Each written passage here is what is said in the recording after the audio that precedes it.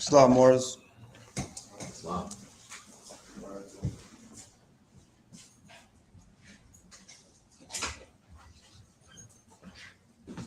Face the east, 5 on the left, 2 on the right. Allah, the Father of the universe. Allah, the Father of the universe. Father of love. Father of love. Truth. Truth. Peace. Freedom. And justice. Justice. Allah is my protector. Allah is my protector. My guide. My guide. And my salvation. My salvation. By night. By night. And by day. And by day. Through a holy prophet. Through a holy prophet. Noble Juali. Noble Juali. Islam. Islam.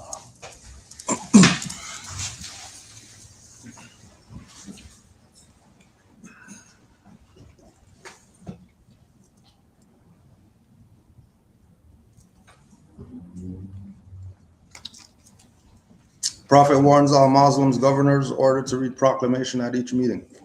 I hereby inform all members that they must end all radical agitating speeches while at work, in their home, or on the streets. We are for peace and not destruction. Stop flashing your cards at Europeans. It causes confusion. Remember, your card is for your salvation. Failure to obey these orders will be of severe consequence. We are for love, truth, peace, freedom, and when these principles are violated, justice must then take its course. Any member or group of members who hold malicious feelings toward the temple or the prophet, or violate the divine covenant of the Moorish movement, will receive their reward from Allah for their unjust deeds. All true Moors will and must obey the law as laid down to them by their prophet. If they lose confidence in their prophet, they should turn in their card and button, cease wearing their turban and fez, and return to the state where I, the prophet, found you. This is a holy and divine movement founded by the prophet Noble Juali. And if the prophet is not right, the temple is not right. The prophet, therefore, is sending out a divine plea to all Moorish Americans that they do their part in protecting their prophet and the temple. This is an everlasting movement founded by the prophet through the will of Allah to redeem his people from their sinful ways. Noble Juali. Islam. To be proclaimed at every meeting. Islam. I am glad to know that I have a few faithful Moors among you all, and I desire for them to know the truth and the divine truth. There is a host of jealousy about me and the movement now by the same people of our side of the nation that claimed that I was only a joke and unreal. But now, since they have found out from the government officials and the nations of the earth that this is the only sole foundation that all Asiatics must depend upon for their earthly salvation as American citizens, they are working every scheme that they can to disqualify me so they may take charge of the situation. I have notified all these things to you long ago in the past. It is through the faithful Moors that attribute to the movement and uplifting funds. The ones that paid their divine respect to me and the movement will be remembered. That is why I am calling upon all faithful Moors to increase their faithfulness to me, your prophet, and your divine Moorish movement. I need finance, and I need it badly. Never before have I needed finance so badly as I do at present, so I can shove aside the discord that is facing the nation. It all comes through jealousy because of my fame and nobility. The nations of the world will not recognize the movement without I, the prophet, being head. It has been proven by my works, which I have performed in the past few years. Prophet Noble Juali. To the members of the Moorish Science Temple of America, Islam, this is the instruction from your Prophet Noble Juali.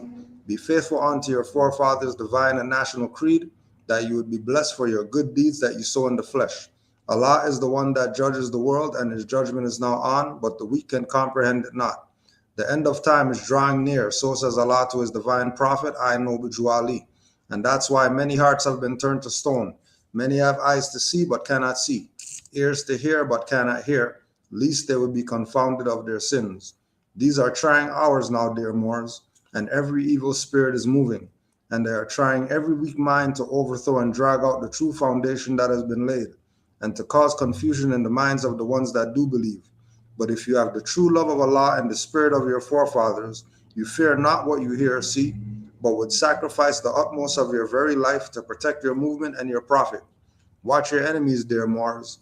Your enemies are the ones that speak against your prophet and ridicule him to the very lowest, and the ones that speak against your divine and national principles of your temples. Act accordingly, and Allah would bless you for your good work. Peace, your divine prophet, Noble Juali. Islam. The autumn equinox event moved from the 18th to the 25th, and that's going to be out near Hamilton. So just keep in tune with the email. We'll get something sent out before the 25th with regard to everything going on with that. That's going to be on a Sunday, so there's going to be no class on the 25th here. We're just going to do our solstice event in Hamilton and probably be out there for a little bit, just chilling for a few hours. And as well, Mother Iyanga Bay had made some bookmarks, donated some bookmarks to the temple. So we just want to pass those out. Moors just go through those. There's a lot of different styles and whatever in there. So just Take one. Yeah, take out. Just pull out the package. Just take one out the package, and whichever one you feel suits you, or two, or whatever the case is. There's enough there.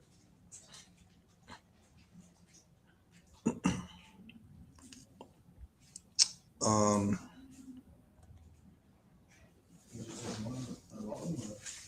a bunch there. Take whatever.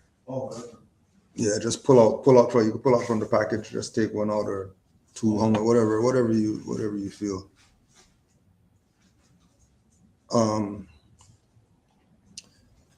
There was some comments, some YouTube comments we wanted to address before we get started today.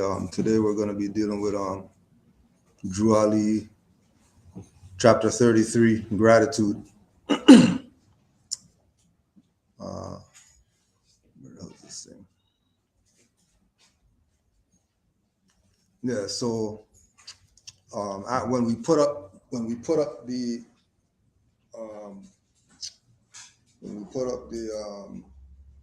screenshot of the receipt that Sabir Bey had snitched to YouTube on our channel, people were, because they love their Sabir Bey and all that stuff. Oh my gosh, you can't say that he's dirty because he did that, or whatever the case is. So there were some comments with regard to the Moroccan flag that we just wanted to put just so you can get the mindsets that you're gonna be dealing with. There was another brother had sent me something about Drew Ali's dressing like a Hindu. Drew Ali's dressing like a Hindu, and Moors aren't Hindus. Why is he dressing like a Hindu, and all this madness? Just somebody that he was dealing with, but that was where their mind was at with it. So Kashif Ben Hadi El commented on not trying to cause a problem here, but he, meaning Sabir Bey, might be right on this point. I have searched long and hard for our ancient flag and have found nothing. It occurs to me that the ancient Moors ruled the world. Why would they have needed a flag? All the earth belonged to them, and there was no divisions. Who would they need to represent themselves to or establish territory next to? I have seen that picture of Noble Drew Ali with the Moors flag and the 48 states flag. This seems to be the only depiction of a Moor flag in past history. Are you aware that the Moor flag has a gold fringe on it? Now, we all know that is 100% a contradiction in our terms. The photo must therefore be a fake. And if a fake, then what is really our flag? And then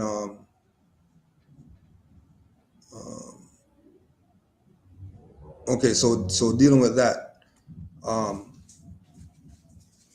prior to Noble Drew Ali presenting the flag, right, the red flag with green 5-point star, in doing the research, you'll see there was a white flag, there was flag with Star of David on it, there was a red flag with nothing on it, If we go back to even Kemet, if we go back to Persian, if we go back wherever we go, there's going to be reference points of people claiming that they're nations. And if you're claiming that you're a nation, there's things that just go with that automatically. It's not even anything to debate about, right? When we look at, well, how come we're doing all this research and we can't find the Moorish flag in history? And then nobody connects that to there was colonization going on. There's the point of trying to keep this particular information away from our people. So they're going to do whatever they have to do to make sure that we don't know certain things. So when we say Juali is a mastermind, and then we go to the Holy Quran, or we go to the 101 questionnaire, and Juali tells us the flag is 10,000 years old, gives you a description of the flag, and then he tells you that the 5 points on the star are relative to the 5 principles. We're gonna go, and everybody's done it. Everybody went, did the hunting or whatever like that, and find this 10,000-year-old flag, and then nothing could be found, right? That should let you know how deep it is as far as Noble Juali and the presentment of certain things. Asiatic people wearing fezzes and turbans. You're going to go research that and you're going to find that. But you're not finding that stuff from over here unless you know to do that research over here. Everything you're going to find is going to be across the Atlantic with turbans and fezzes, right? Unless you know to do the research of the indigenous cultures here or whatever like that. Unless you're studying to know that, you're pulling up the Mayan, Aztec pictographs, not literature, but the imagery to see that there's turbans, right? So when Noble Juali said red flag, green 5-point star, he knew that if we're going to claim that we're a nation, we have to have a flag. And what other flag are we to use other than the flag that ties us back to quote unquote Morocco? And when you go into the Quran and he talks about the connection to Morocco, he's making reference to the Moroccan Empire, not to the kingdom. So when Moors have this this doubt as to what did Noble Juali bring and all that stuff, just go back to the stuff that's supposed to be read every meeting. Go back to Divine Constitution and all that. If you doubt that what Noble Juali brought, don't debate anything. Just take off your turban and fez, go back to nigger. You don't need to debate anything. You don't need to check or whatever like that. Go ahead, Mark. So if it's not our flag, then some people will say blah, blah, blah, blah, right? So when Kingdom of Morocco got its independence, why did they choose to use the same flag? Right. That's my question. Ours is over here, what, 1913? Yeah. So yeah. How many years after that, why use the same flag? Why use the same flag? Unless you know you're part of the empire over there as well. So yeah. The Songhai Empire, look up that on Google. The Songhai flag is similar to this. It's just all green. It's just an all green star with the flag as well. So the connection is there. So there's no question. It's just, if you want a question, fine, Yeah, ain't nothing wrong with questions. Nothing wrong with questions. There's absolutely nothing wrong with questions. But the realization is that history's been reconstructed. Bottom line.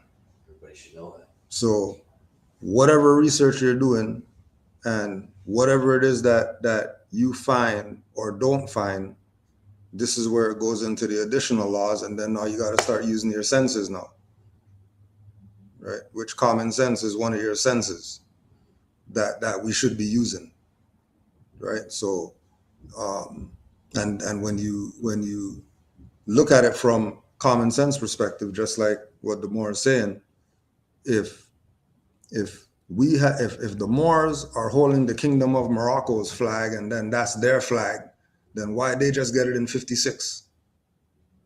If they've been around before 56. They could have went back to the old original Right. red one. Mhm. All red bands, white shoes. Yeah. You know, of all these even the flag without the star they could have picked. There was options. Yeah. That day when they said we're gonna say that we're the Kingdom of Morocco. All right, well, why you pick that flag? Right. You know, the only reason they would pick that flag is because kingdoms are subordinate to empires. That's the only reason they would pick that, and as well, them knowing that Negro, black, colored people are dumb, and they're not gonna claim it. So we're gonna claim it, just like Negro, black people are dumb, so certain people are gonna claim that they're Jew when they ain't Jew. That's not them. Even when we look at things like today, certain people are going to claim black. Well, if you're claiming black, then we're claiming white because you're dumb. Because you should really be claiming white if you're dark skinned. Shouldn't be claiming black, right? So we know that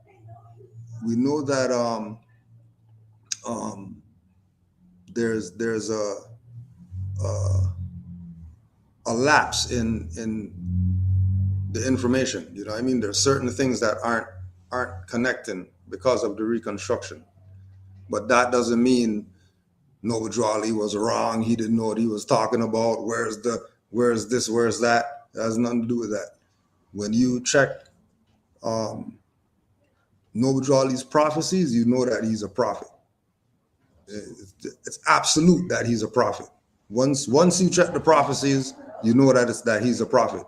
So if he's the prophet, then if he's the prophet and he told the Moors red flag, green 5-point star, then it should be, especially for Moors, it should be something that they hold in high regard, especially since we know that if we're claiming to be a nation, we have to have a flag.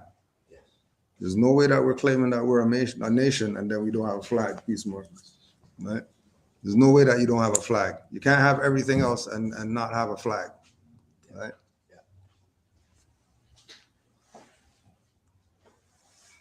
Yeah. And again, you know, going back to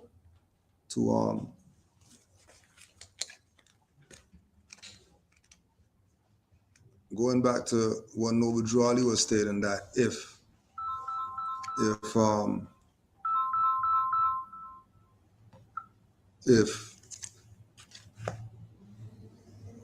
our people doubt whatever it is that Noble Drew Ali presented, if you have any doubt whatsoever, if you think that what he brought isn't what it is, it's not an issue. Noble Drew Ali didn't care whether you believed him or not or whatever like that. If you have no faith in the prophet, take off your stuff, turn your card in, and go back to being Negro, black, colored. And then that's that. You don't need to argue about anything, debate anything. The issue that we have is that people don't want to take off their turban and fez and go back to Negro, and then they want to debate Moors about stuff. Right? Again.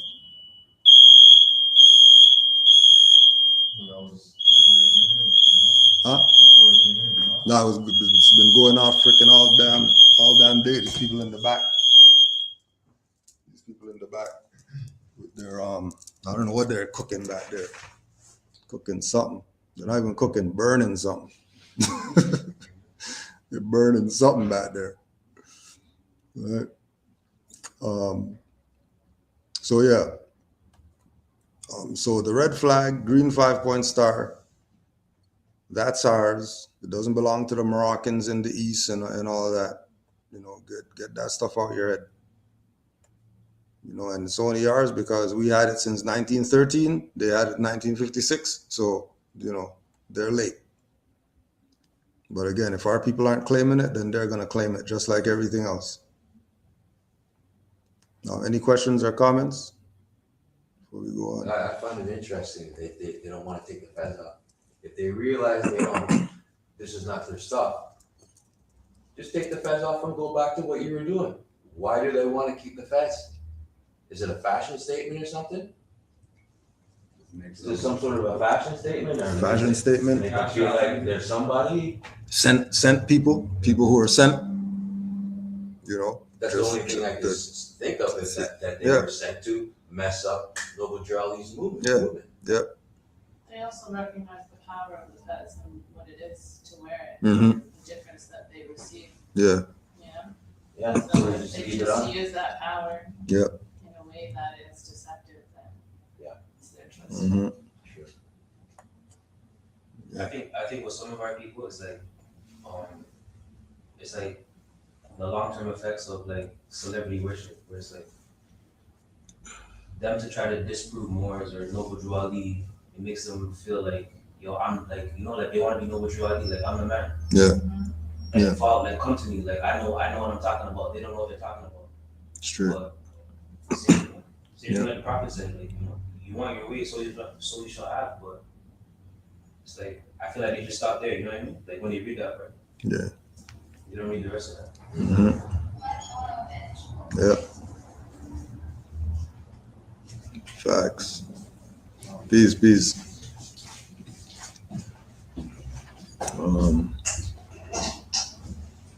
Peace, Morris. Yeah, somebody in the chat said, impersonators. Mm-hmm. They want to be, but don't want to be. A few weeks ago, we were talking about the preacher man who was watering the lawn or whatever. So he ended up suing the highwayman or whatever. Black preacher arrested while watering flowers, sues police, and then he goes to the nation's oldest civil rights organization, NAACP, for his stuff. So you already know that's going wherever it's gonna go. He's gonna be Negro, black, colored. They're gonna get the little handout, and our people are still gonna be playing around as if these people out here with badges and cars or whatever are law enforcement. When they're not, they have nothing to do with law enforcement or anything like that. Absolutely nothing. Policies. Right? Policies. That's all they're about. Pushing the policy, and if you're not down with the policy, then you're their enemy. Right. Filed in municipal court. Jennings identified himself as Pastor Jennings, but refused to provide identification to the officers who arrested him on the charge of obstructing government operations. And so that was it. That's what he's suing for, obstruction of justice. So we'll see where it goes, or see where it doesn't go. Because you already know once NAACP and these people are involved, they're going with the slave agenda, right? The suit alleged the actions of officers Christopher Smith and Justin Gable, Sergeant Jeremy Brooks, and the city violated rights protecting against unlawful arrests and guaranteeing free speech. He cited multiple continuing problems, including post-traumatic stress disorder and humiliation. Going back to, the PTSD is some slave stuff when you're dealing with Negro, black, colored people. As soon as they say PTSD, you know that they're dealing with, oh, this is slave trauma. The white man taking advantage of the black man, because the black man, and whatever. As soon as they go there, you know that it's going nowhere. And again, once they have NAACP or whoever working for them, you know that it's over. You know that it's over. So today's chapter 33 in the Quran. If you have your Qurans, you could get that. You can get that out.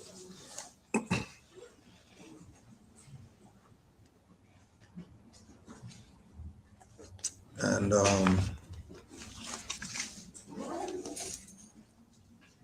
holy instructions from the Prophet, gratitude. Now, before we read that, we'll just go through a couple articles here relative to gratitude. 7 scientifically proven benefits of gratitude that will motivate you to give thanks year-round.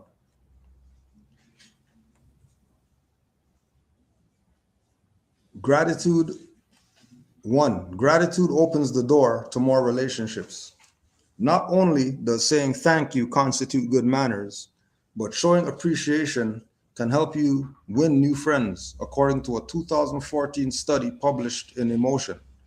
The study found that thanking a new acquaintance makes them more likely to seek an ongoing relationship. So whether you thank a stranger for holding the door or send a quick thank you note to a coworker who helped you with a project, acknowledging other people's contributions can lead to new opportunities. 2, gratitude improves physical health. Grateful people experience fewer aches and pains, and they report feeling healthier than other people, according to a 2012 study. Not surprisingly, grateful people are also more likely to take care of their health. They exercise more often and are more likely to attend regular check-ins with doctors, which is likely to contribute to further longevity. 3, gratitude improves psychological health. Gratitude reduces a multitude of toxic emotions, ranging from envy and resentment to frustration and regret. Robert A. Emmons, PhD, a leading gratitude researcher, which is crazy that they have such a thing or whatever. Gratitude researcher has conducted multiple studies on the link between gratitude and well-being. His research confirms that gratitude effectively increases happiness and reduces depression. 4, gratitude enhances empathy and reduces aggression. Grateful people are more likely to behave in a pro-social manner, even when others behave less kind, according to a 2012 study.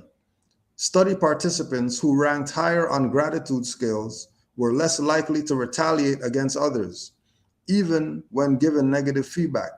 They experienced more sensitivity and empathy toward other people and a decreased desire to seek revenge. 5, grateful people sleep better.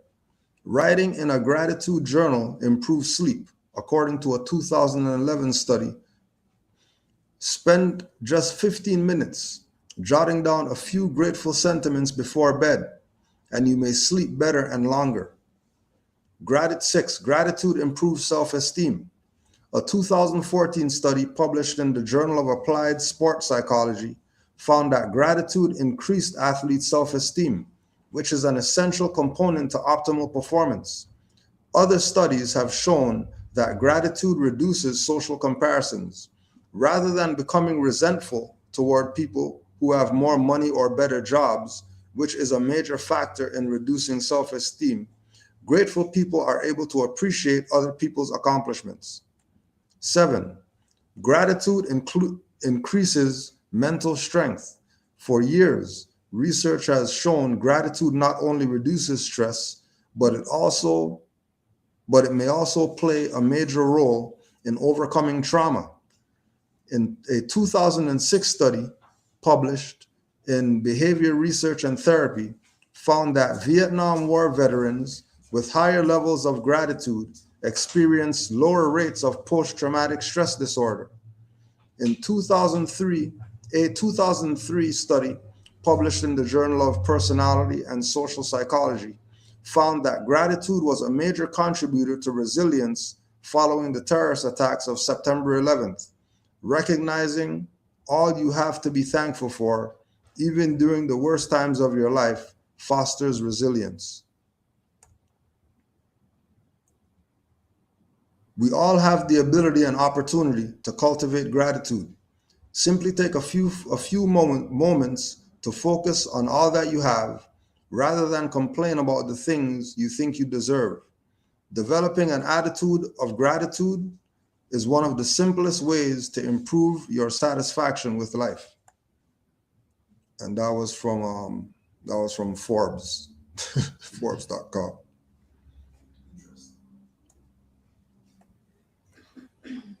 Any thoughts on that before we go to the next one?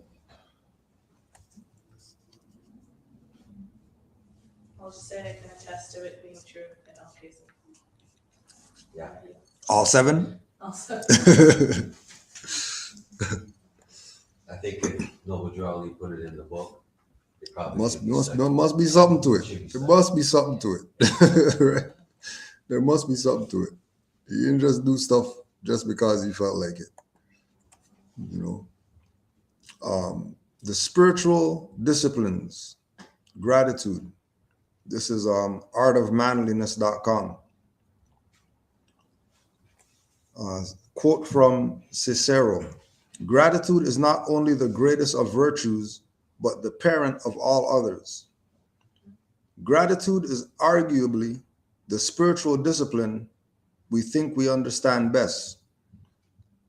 It is the most scientifically studied. It's been the fodder for plenty of books and articles, presented as a feel-good tool for personal development and happiness, a method for achieving your best life now. It's often trotted out around Thanksgiving as a seasonal interest and then put away for another year. As a result of this familiarity, gratitude lacks the mysterious allure of a discipline like solitude, or even the inner adventure-evoking aestheticism of fasting. But what if gratitude has been cheapened into something commonplace? What's been called gratitude light that obscures its true nature? What if gratitude is really a discipline rather than a feeling, a moral virtue rather than a mood enhancer?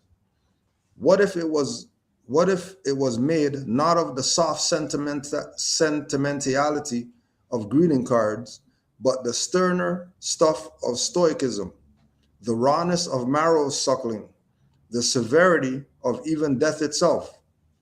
In this final installment of our series on the spiritual disciplines, we'd like to introduce you to the forgotten side of gratitude. The leading scientific expert on gratitude, Dr. Robert E. Emmons, defines gratitude as having 2 parts. 1, affirming goodness in one's life, and 2, recognizing that the sources of this goodness lie at least partially outside the self. At this most basic, gratitude is something nearly everyone experiences, and this experience can be practically involuntary. That is, most people will recognize and feel warmed by good things that happen in their lives, even without intentionally trying to do so. While basic gratitude is passively evoked by external events of the exclusive positive variety, the spiritual discipline of gratitude is intentionally chosen, deliberately trained, and exercised in all circumstances. It is not dependent on changing conditions, but on mindset. It is not waited for, but pursued. While basic gratitude is a set of fleeting and fluctuating feelings, the spiritual discipline of gratitude is an action. And Drew already said all Moors are active, not passive. And then he made reference to this being divine and national, and the idea that gratitude has these 2 sides to it. It has the mundane, and then it has the spiritual.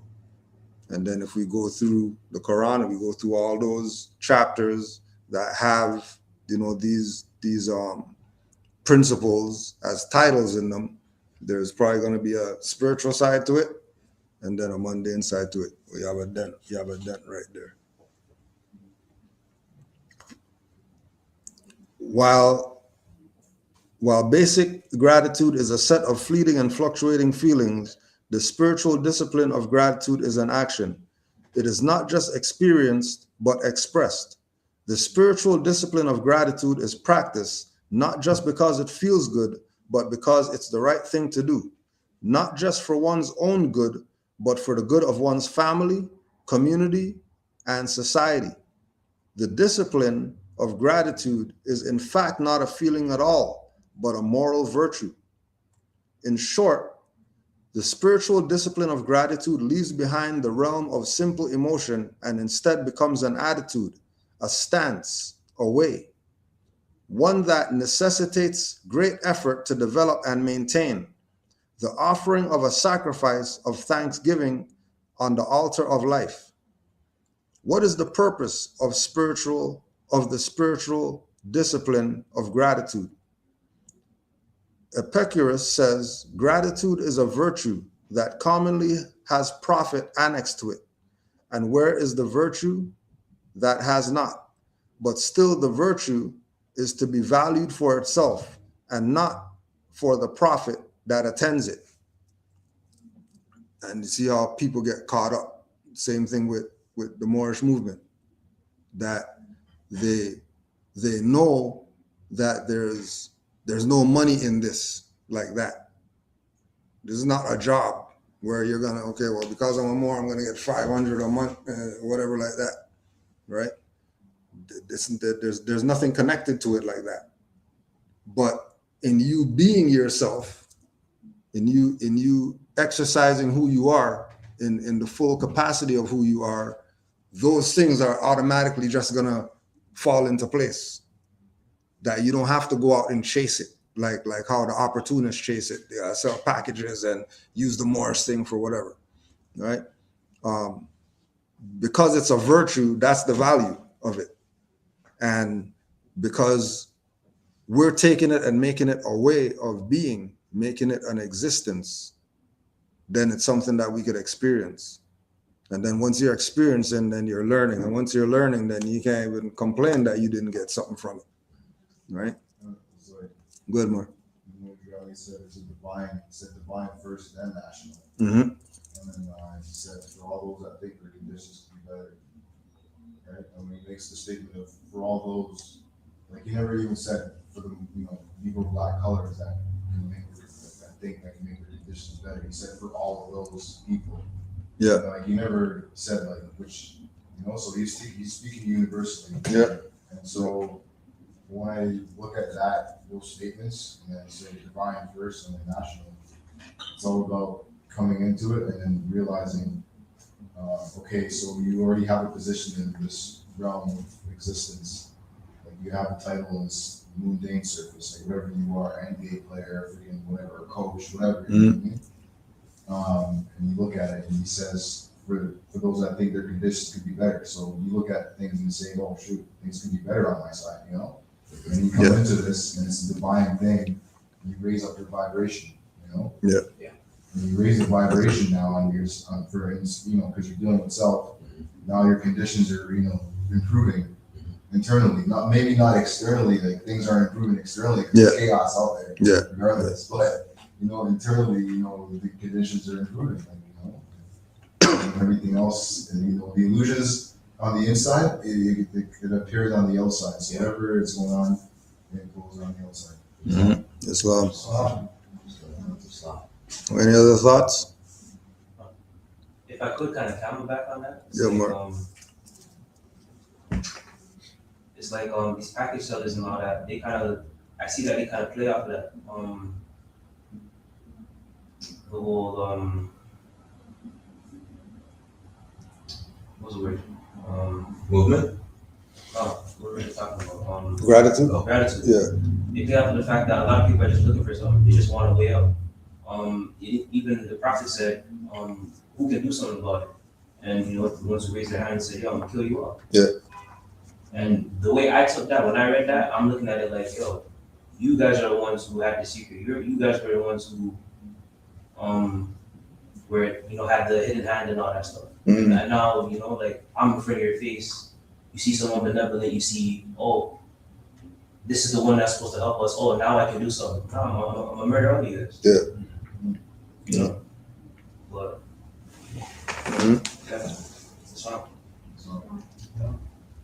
The practice of gratitude begets myriad number of very practical, tangible benefits to the body and mind. Research has shown that practicing gratitude boosts the immune system, bolsters resilience to stress, lowers depression, increases feelings of energy, determination, and strength, and even helps you sleep better at night. And then all those stuff is majority of all our people's problems. Majority of all our people's issues are these issues right here: depression, stress, immune system's messed up, so they're catching whatever. Lack of determination, lack of strength. They can't sleep at night and all that, right? In fact, few things have been more repeatedly and empirically vetted than the connection between gratitude and overall happiness and well-being.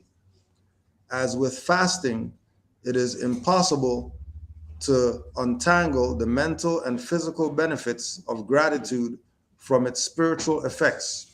What is good for the body and mind is good for the soul, and vice versa. At the same time, the reasons to intentionally practice the spiritual discipline of gratitude radiate beyond these corporal effects to those that are more centrally in touch with one's inner life, moral character, and even the larger community. We need some more chairs? Just saw. There's enough. Oh, there's not? All right.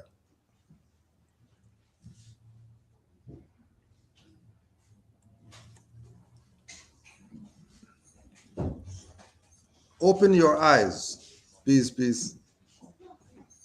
Open your eyes. One of the most important and most neglected elements in the beginnings of the interior life is the ability to respond to reality, to see the value and the beauty in ordinary things, to come alive to the splendor that is all around us. Thomas Merton. A primary purpose of all spiritual practices is to gain a fresh perspective on life, to discover new dimensions that can't be accessed when one's mind is consumed by material distractions and simple busyness. In this, gratitude serves as a singularly effective portal. Becoming more grateful does not involve a denial of the reality of life's hard edges and sharp sorrows. Rather, while gratitude recognizes the dark corners of existence, which readily attract our attention, it also notices all the beauty, joy, goodness, and truth that is typically overlooked. In this, gratitude, in fact, opens one's eyes to a more expansive view of reality. It is like putting a pair of long-needed glasses on for the first time. Oh, wow, here's what I've been missing. Through the lens of gratitude, you come to better recognize the good, to see the many benefits, gifts, and mercies that are present in your life that might otherwise remain hidden and ignored. The discipline of gratitude is one which seeks for greater mindfulness and awareness and calls you to be more present in the moment, to sharpen your powers of observation, to notice what others miss, and thus to discover more layers in ordinary life. It is an invitation to not only gnaw on the bone of existence, but to suck out its marrow. It is a gateway to greater wonder, greater awe, and magic, and to living life more fully alive. And going back to the discipline of gratitude. The discipline of gratitude is one which seeks for greater mindfulness and awareness that cause you to become more present in the moment, to sharpen your powers of observation, to notice what others miss. That's one for Moors right there. Yeah. Right? Because there's a sixth sight or a seventh sight or something that happens when you get into this information, that things become very more apparent to you. Things are very much more obvious, especially when you're dealing with the spiritual side of things. It's just like it's saying, open your eye. Your awareness is peaked when you get into this information. Yeah. And it's something where when we look at our people, we realize, they're blinded. Their eyes aren't open. Going back again to Drew Ali saying, hey, Moors with their eyes wide open, seeing and knowing are going to be the ones who's going to carry this out. It's not going to be these individuals that are around me in the 1920s. It's the third and fourth generations who are going to see the good in my works that I'm doing, which goes back to the same thing of gratitude. Because we know that if the people around Noble Drew Ali were grateful for him back then, he would probably still be alive right now. Right? Obviously, they didn't realize what it is that they had around them. Right? Henry Ward Beecher: he who receives a benefit with gratitude repays the first installment on his debt. A humble mind is the soil out of which thanks naturally grow. Gratitude is arguably the foundation of good character, or as Cicero puts it, gratitude is the parent of all other virtues. Conversely, ingratitude is the root of all vice. Saint Ignatius called ingratitude the most abominable of sins, as it is the cause, the beginning, and origin of all sins and misfortunes. Now, there was another article dealing with this thing of ingratitude, and they call ingratitude the gateway to spiritual disaster. And this is strategicrenewal.com. One of the most riveting verses in the New Testament is the passage in Romans chapter 1 that shines light on the reason and route of spiritual ruin. That is true for all humanity, even potentially you and me. These straightforward verses of Romans describe the moral corruption that invites the wrath of God on all ungodliness. It is a downward trajectory that is marked by foolishness, idolatry, sexual perversion, and ultimately the recklessness described in Romans 1:29-32. They were filled with all manner of unrighteousness, evil, covetousness, malice. They are full of envy, murder, strife, deceit, maliciousness. They are gossips, slanderers, haters of God, insolent, haughty, boastful, inventors of evil, disobedient to parents, foolish, faithless, heartless, ruthless. Though they know God's righteous decree that those who practice such things deserve to die, they not only do them, but give approval to those who practice them. The pathway to crueler pain. In summary, ingratitude is foolish and futile, and over time will lead to a darkened heart. As scholar Leon Morris noted, the heart is the center of the inner life. From it, the person's direction is determined, his whole course shaped, his basic commitments formed. When anyone rejects God, not only is his thinking awry, but his whole inner life has taken a jolt. His emotions and will are affected too. There is no question, ingratitude is ultimately a rejection of God. It is a denunciation of his sovereignty, a denial of his goodness, and a dismissal of his grace. This mindset is disastrous for any soul, but especially devastating for a self-identified who knows the fallacy of these destructive thoughts. All right, and then going back to Juali telling us about the higher self, lower self, and mother of virtues, and the lower self is everything that leads to destruction. And you look around at our people and they're going after everything that leads to destruction. They denounce the higher force, so they have no sovereignty. They denounce the higher force, so there's no goodness around them. They denounce the higher force, so they don't live with grace. They denounce the higher force, and that's devastating and creates them to create the destructive realm that they put themselves in, just for having this denial of there's something greater, there's something higher than me. It's not just me. I'm not the only one. You know, going back to, like we were saying, the people with the opportunists, that they think their way is the way. And ain't no way but their way. When, you know, like they said, there's many ways to skin a cat. You ain't telling somebody who has the experience or who walked the path in certain realms that the path that they walk isn't the way.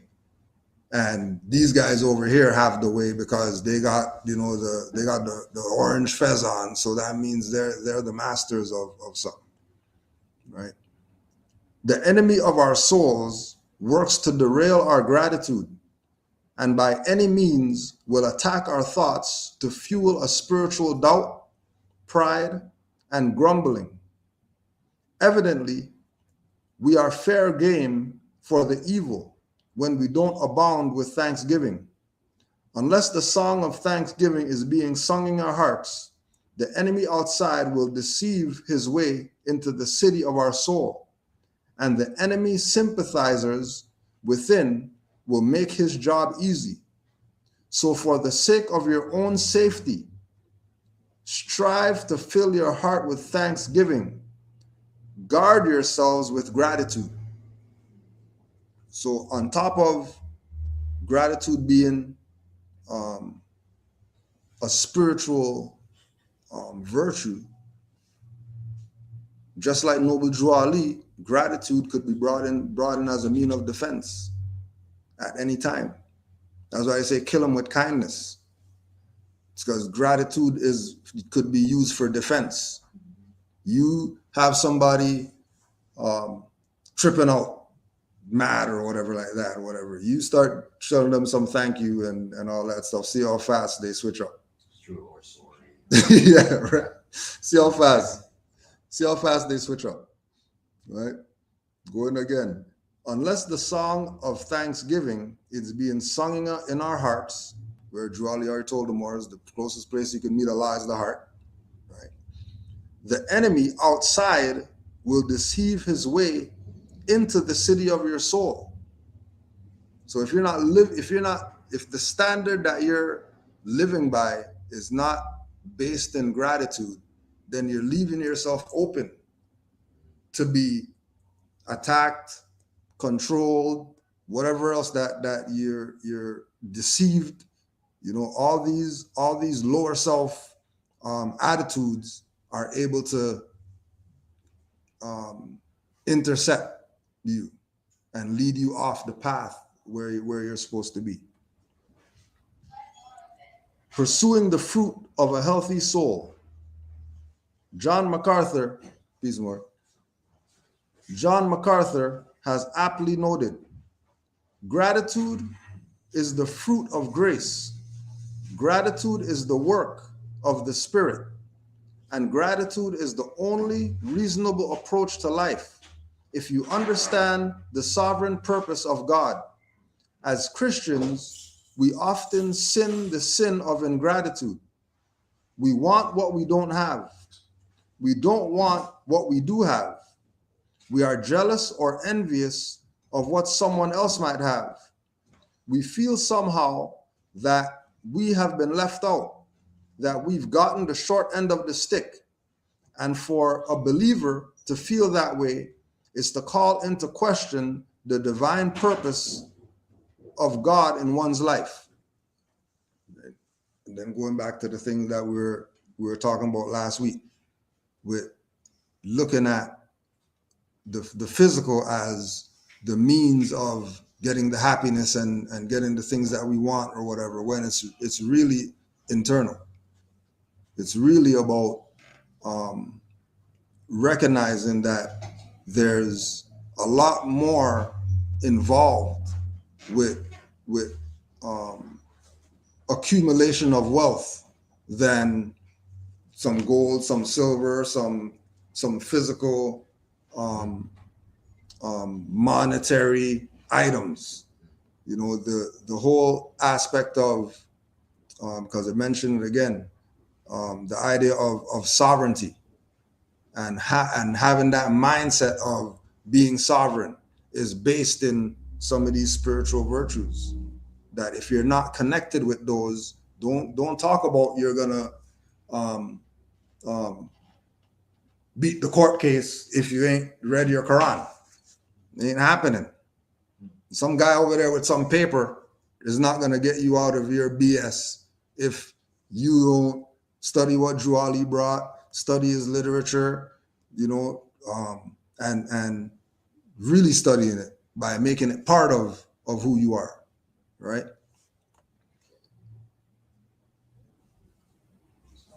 Islam.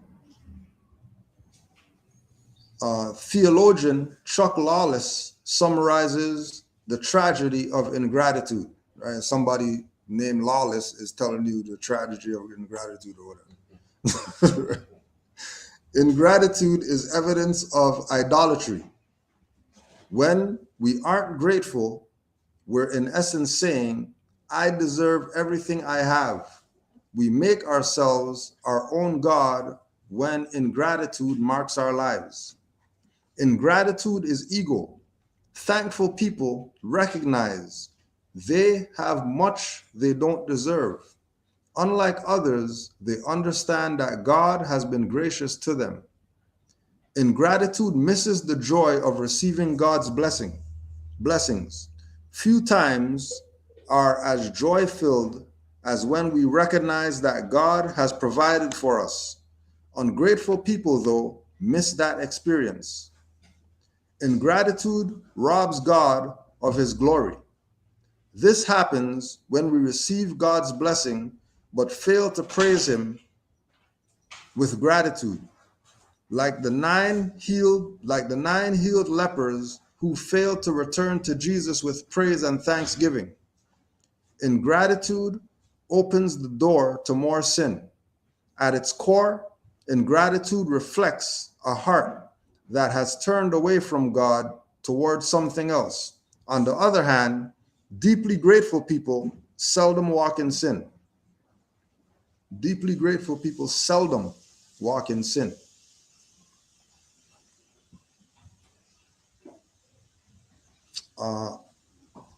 Osprey, OSPREY, observer.com. Live like you mean it.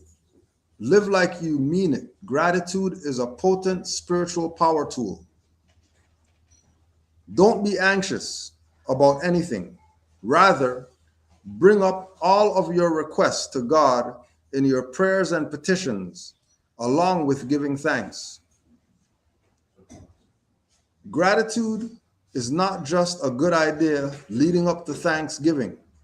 It is a spiritual power tool that can be cultivated as a state of mind, a state of spirit, and a state of being.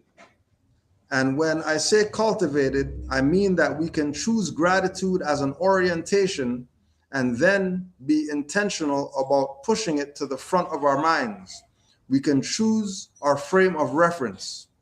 The attitude we live out can be or become a habit, just like anything.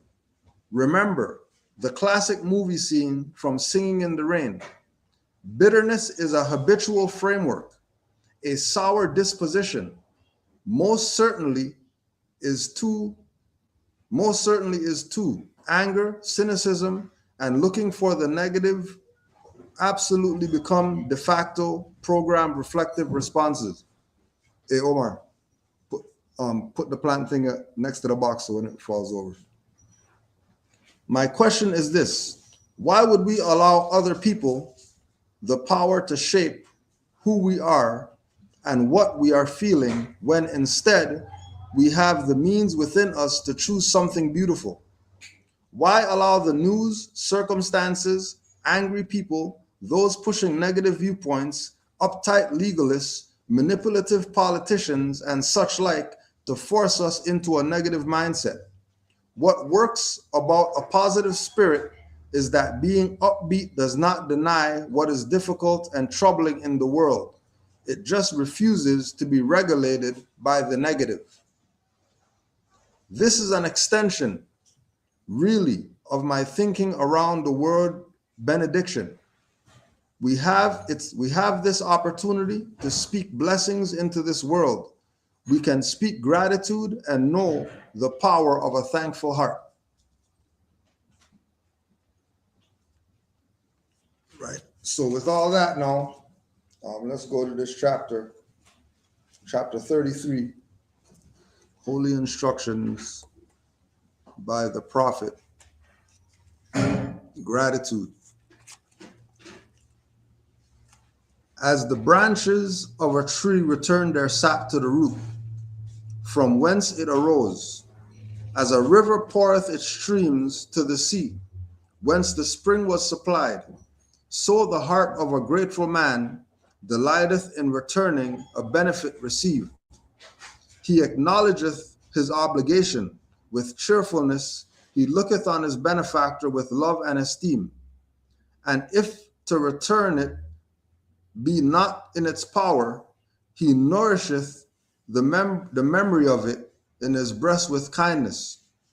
He forgetteth it not all the days of his life. The heart of the grateful man is like the clouds of heaven, which drops upon the earth, fruits, herbage, and flowers. But the heart of the ungrateful is like a desert of sand, which swalloweth with greediness, and showers that fall and burieth them in its bosom, and produceth nothing. Envy not thy benefactor, neither strive to conceal the benefit he hath conferred.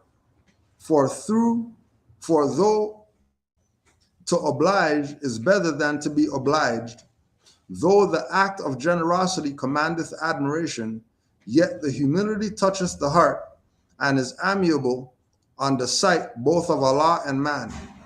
But receive not a favor from the hand of the proud. To the selfish and avaricious have no obligation. The vanity of pride shall expose thee shame. The greediness of avarice shall never be satisfied. Islam. All right, so we'll just go through again with go into the Metaphysical Bible Dictionary and making sure we're clear.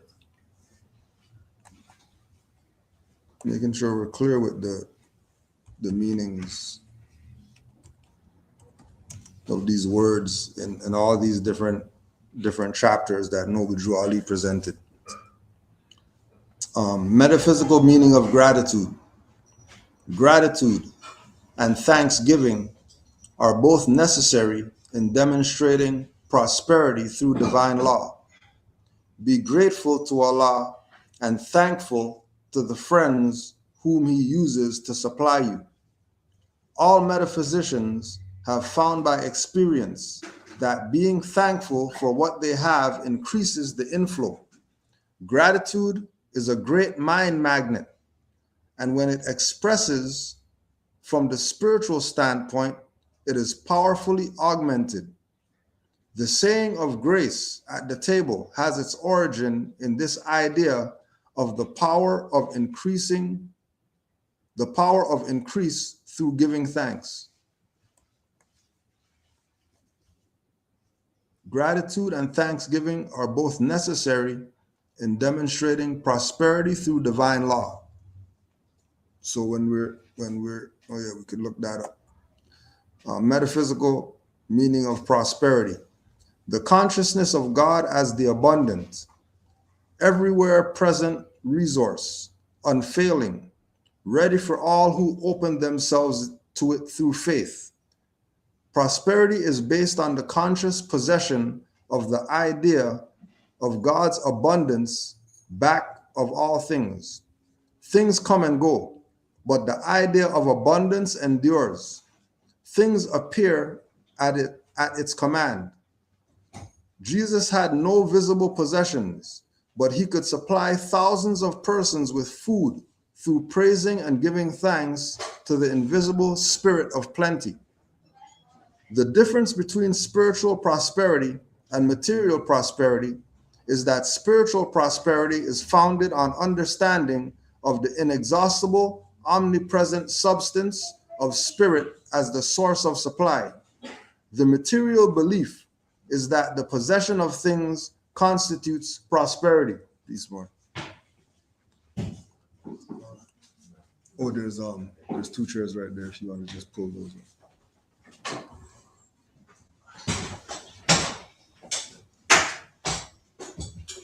In demonstrating prosperity, you should praise and give thanks for every little evidence of financial improvement. Be confident of the immediate cooperation of God's Spirit with you in bringing to pass that for which you have given thanks. The divine source never fails. God is omnipresent, unfailing resource for all who trust him and who make all their thoughts accord with divine mind. God is your prosperity. Stamp this thought daily in your mind, and you will reap financial success. Giving in the right mental attitude creates prosperity. Giving with the fear of lack leads to poverty. Giving with the thought of a large resource opens the way for large income. Give, and it shall be given unto you. Good measure, pressed down, shaken together, running over. Giving in the right mental attitude creates prosperity, which is why in verse 6, it says, but receive not a favor from the hand of the proud. Don't accept it from the ones who are, giving to get something.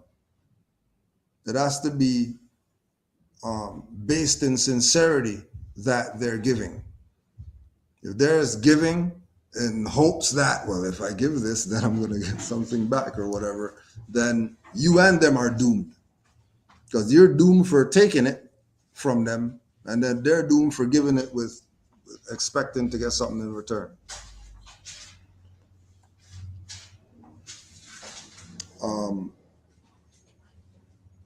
Giving with the fear of lack leads to poverty. Right? Going back again to this idea of our people, where our people's minds are at, and their conditions being the example of where their minds are at, right? And why it's essential for, again, with Juali's telling, Moors have to be in a certain mindset, be in a certain vibration, because once you get out of that, now you're a victim to all this other madness that's going on around you. And again, like they were saying earlier, the idea of being grateful for the little that we have is going to benefit you tremendously. Forget being grateful when you get it in abundance. That little bit that you get, be grateful for that. Start there. And every little bit that you get, be grateful for that. So that energy could multiply for you or within you, right?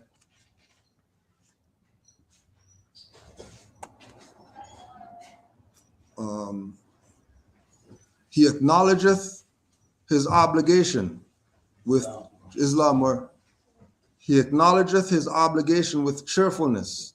He looketh on his benefactor with love and esteem. Metaphysical meaning of love. The pure essence of being that binds together the whole human family. Of all the attributes of God, love is undoubtedly the most beautiful. In divine mind, love is the power that joins and binds in divine harmony the universe and everything in it, the great harmonizing principle known to man. Divine love is impersonal. It loves for the sake of loving. It is not concerned with what or who it loves, nor with a return of love. Like the sun, its joy is in the shining forth of its nature.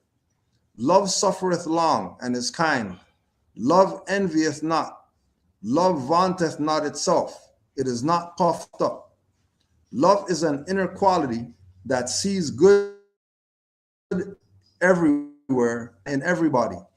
It insists that all is good, and by refusing to see anything but good, it causes that quality finally to appear uppermost in itself and in all things. Love is the great harmonizer and healer. Whoever calls on God as Holy Spirit for healing is calling on divine love. Divine love will bring you your own. Your divine love will bring your own to you. Adjust all misunderstandings and make your life and affairs healthy, happy, harmonious, and free. Love, therefore, is the fulfillment of the law. Right? Love, therefore, is the fulfillment of the law, which again would make sense why he said that's the first principle, and why more need to love instead of hate, and going through this whole thing of love being this theme, because you're really dealing with the essence, the pure essence of being that binds together the whole family, the whole human family.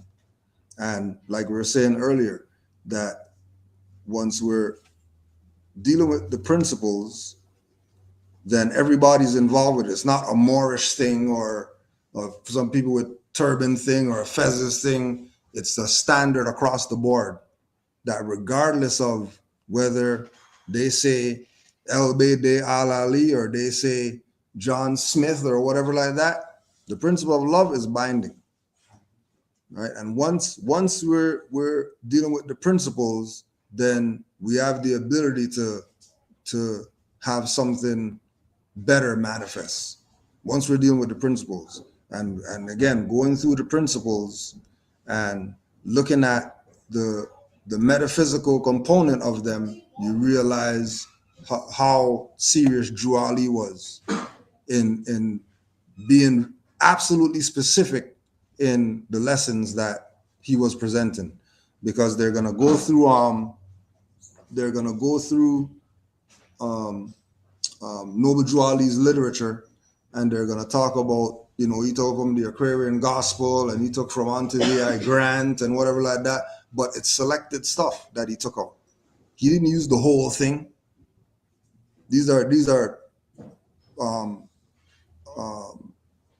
prescriptions that these are tablets. There's medicine that he took from different parts for our specific sickness that we had of not knowing ourselves. And this is how we get to that place of realizing what it is that he presented, by looking at things from the divine perspective first, and then looking at it from the national perspective.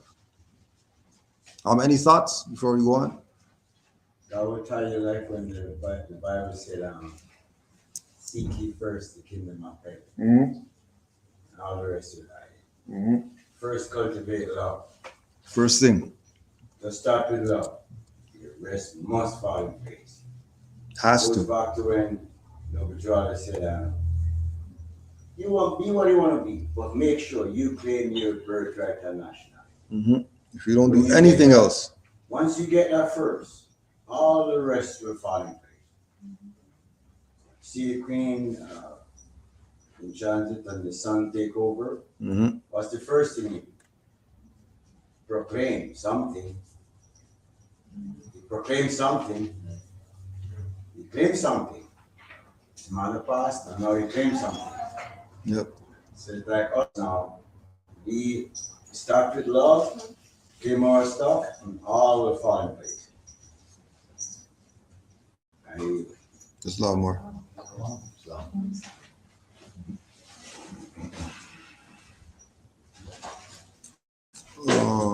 Verse 3. And if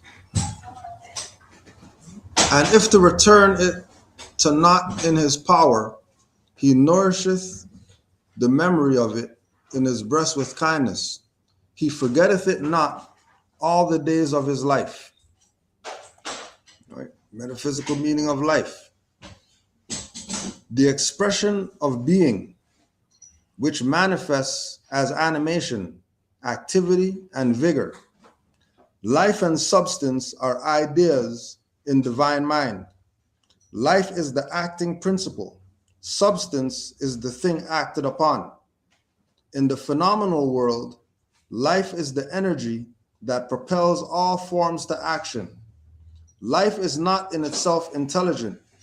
It requires the directive power of an entity that knows where and how to apply its force in order to get the best results. In order to give man a body having life in itself, God had to endow him with the focal life center located in the generative organs. The center of activity in the organism is also the seat of sensation, which is the most subtle and enticing of all factors that enter into being. But these qualities, sensation and generation, are necessary to man's character, and without them, he would not be the complete representative or image and likeness of God. Life does not emanate from the mind. It is not a psychic or purely mental quality, nor does it spring from the physical. Life is divine, spiritual, and its source is God's spirit.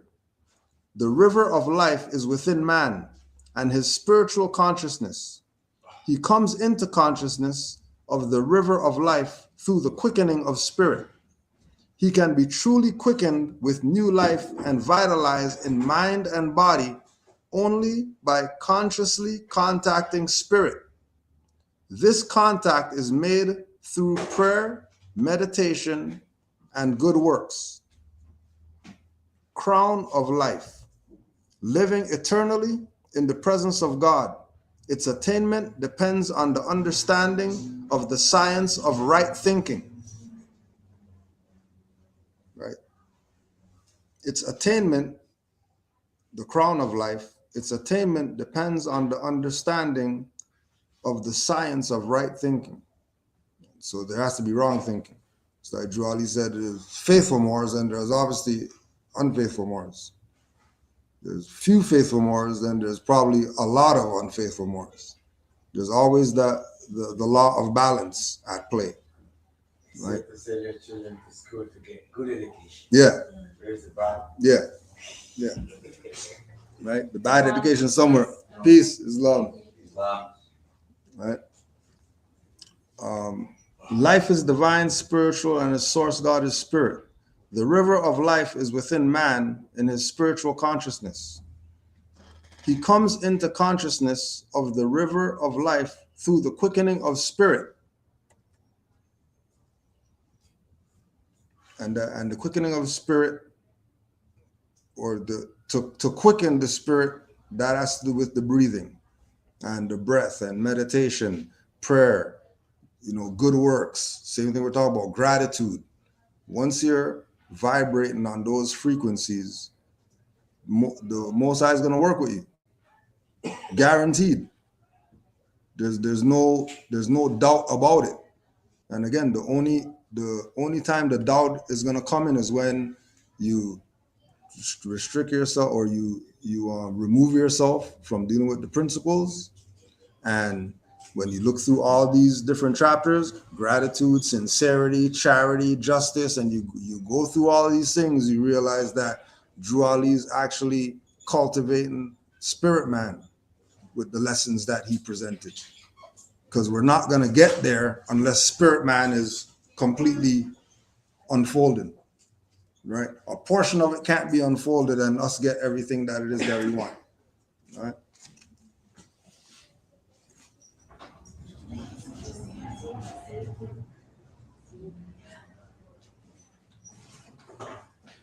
Any questions or comments?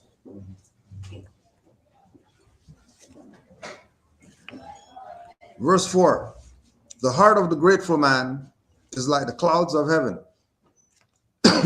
which drops upon the earth fruits, herbage, and flowers. But the heart of the ungrateful is like a desert of sand, which swalloweth with greediness, and showers, which swalloweth with greediness the showers that fall, and buryeth them in his bosom, and produceth nothing. Metaphysical meaning of heart.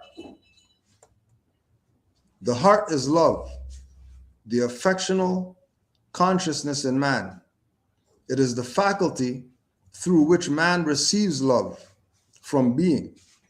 The heart, however, is but the visible expression of an invisible center of consciousness. It is the center from which the divine substance is poured forth. Everyone uses his heart center when he sends forth a loving thought. As used in scripture, the word heart represents the subconscious mind. Out of the abundance of the heart, his mouth speaketh. Good and evil heart. The heart of the unregenerate man is both good and evil, but the evil is without foundation in being and has no sustaining power outside man's belief in its reality. When the heart is purged of all thoughts adverse to good, man consciously contacts the underlying God substance. So the heart is love. Going back again to this, with these principles, and the idea that once we live by the principles that are presented, the awakening that's going to happen, it can't be measured. It's only going to be measured by the individual who's walking it. And the ones who are walking it, it's going to be apparent in their energy that they're that. Just like we know, like we were saying earlier, you go out here with a baseball hat on, and then you go out here with a fez, you're getting a totally different energy from people. Off the top, it's absolutely amazing how different the energy is. Even when you're talking about dealing with stores, for example, or just people in general, they look at you totally different. They approach you totally different. There's places where you frequent and you can test it out yourself. Go in there with baseball hat, see how they deal with you. Go in there with fez or turban, see how they deal with you. I remember Brother Yusuf said one time there's an Arab store that he goes to, and then he went in there without his fez one time, and the store owner was mad. Like, yo, where's your stuff? Like, why you not have your stuff on? Like, what do you mean you're not wearing where you're supposed to be wearing? You know what I mean? So knowing that the principles are that important to the upliftment.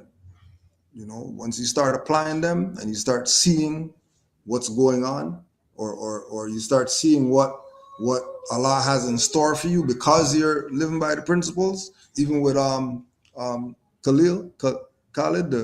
even with Khalid, you know what I mean? Just the conversation, knowing that we're not Negro black colored and we know ourselves and we know Allah and he's Muslim and all that stuff. It's like there's a different interaction there than if you're just, you know, Christian, Buddhist, whatever like that, right? Yo, I can even say something on that too, because I remember like a couple weekends ago, I went to a cottage like way out in Fort Erie, ironically, and we went to the cottage. Like I always have my turban on. Doesn't matter where I go, I always have my turban. This guy that was hosting the B&B, he got this thing. Like at first, I'm not gonna lie, I thought he was kind of like, you know, like kind of gay or something. But he was kind of looking at me the whole time, like his eyes off me. And I was kind of weirded out by it. And you know, even my paramour was with me. She noticed it. She's just like, "Yo, why are we staring at you?" I'm like, I don't know. But then we got in the place. I seen that he was Scottish. He had a whole bunch of like beer brands like McClay's or something like that. And then when I learned about the mix and where they come from and all that stuff, right? And then I learned about the Scots and the Picts and they're Moors in themselves.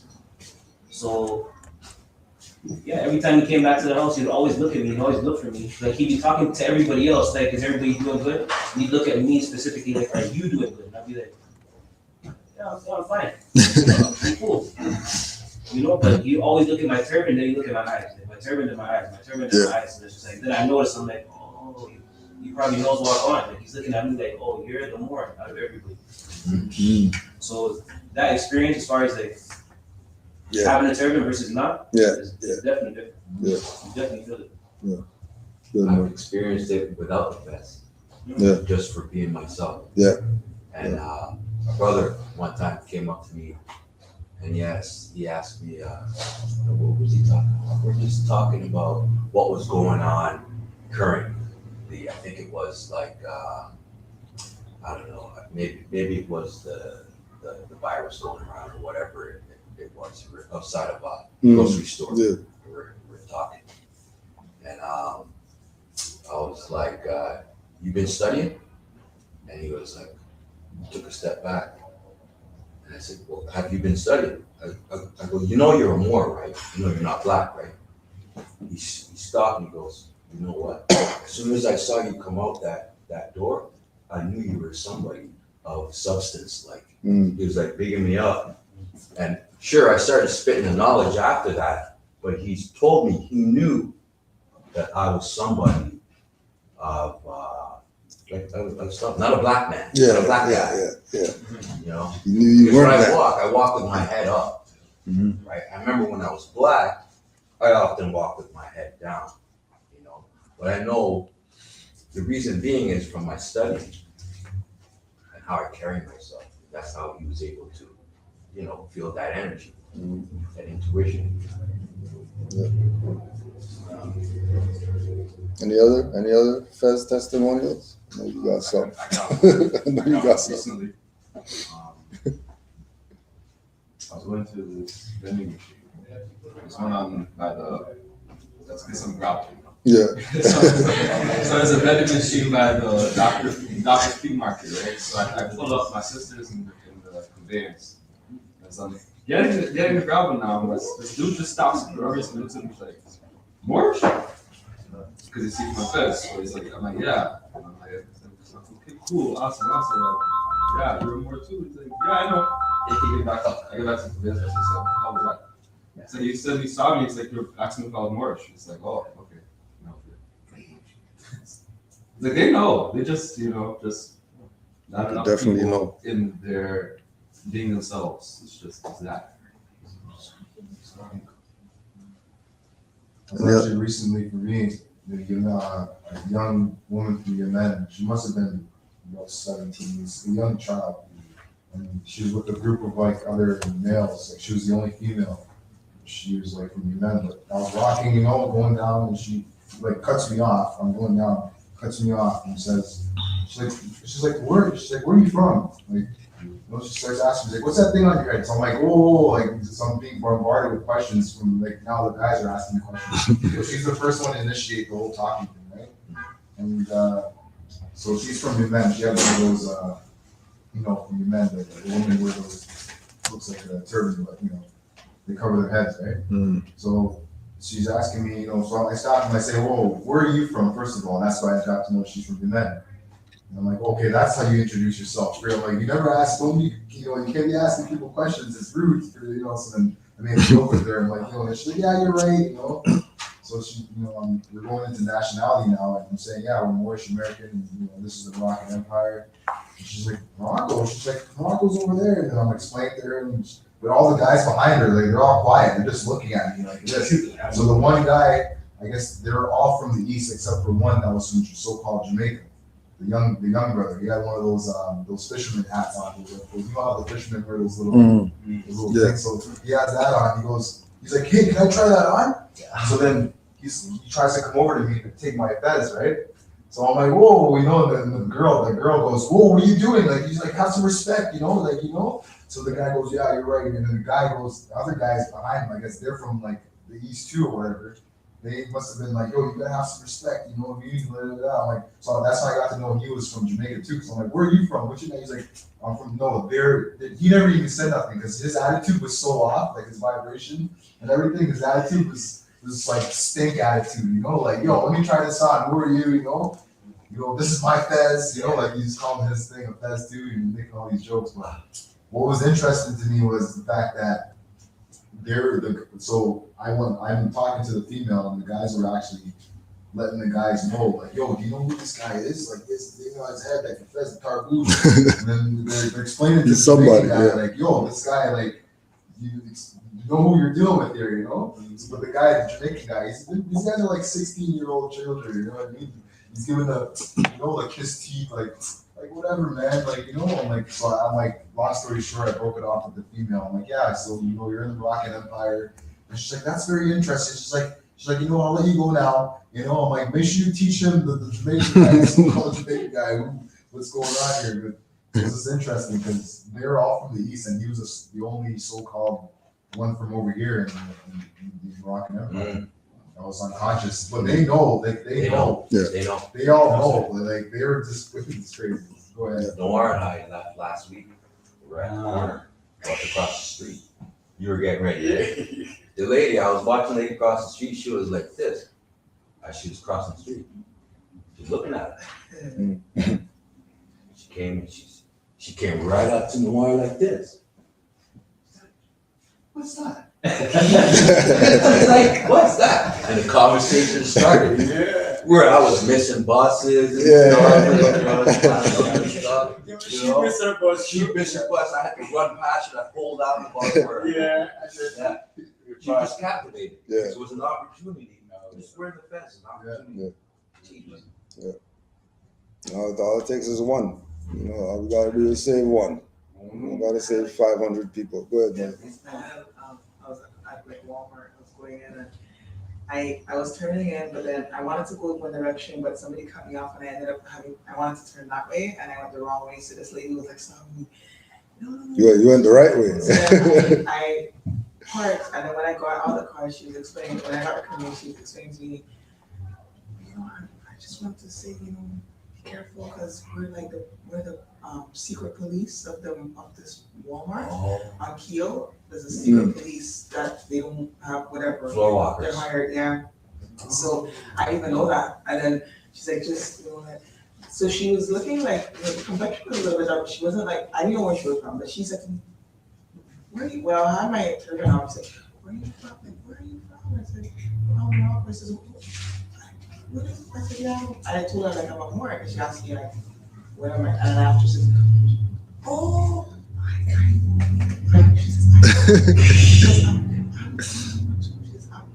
said, I got lighter when I came here. I moved over here how long? I got lighter, but I'm a Moor too. Yeah. And I said, okay.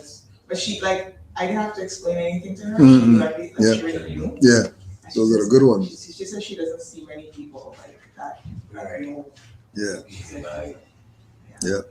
But I just find it's sad because everybody else knows. Like, even I have a sister, and well, that's a sister. I had like this girl, and she was like really close to me growing up, but she was Greek. She's next week, and I grew up, I know her since I'm 5 years old, we're the same age. And it's only like a few years ago when I told her, so I found out more. And I was excited about it. Years ago, and I was like telling her, and just, how did I do that? And she starts telling me, reeling off stuff. Laying out history for me. And I'm like, so why did you tell me? You didn't tell me. I don't know what you knew. But how could I know if you didn't tell me? Like, I didn't try to call myself, like, but you didn't, like, I didn't know about this thing. I just felt like it's ridiculous. Everybody knows except for us. And when we tell our own people like us that they get upset and angry with you. They resent you for telling them. I don't understand. No. Yeah,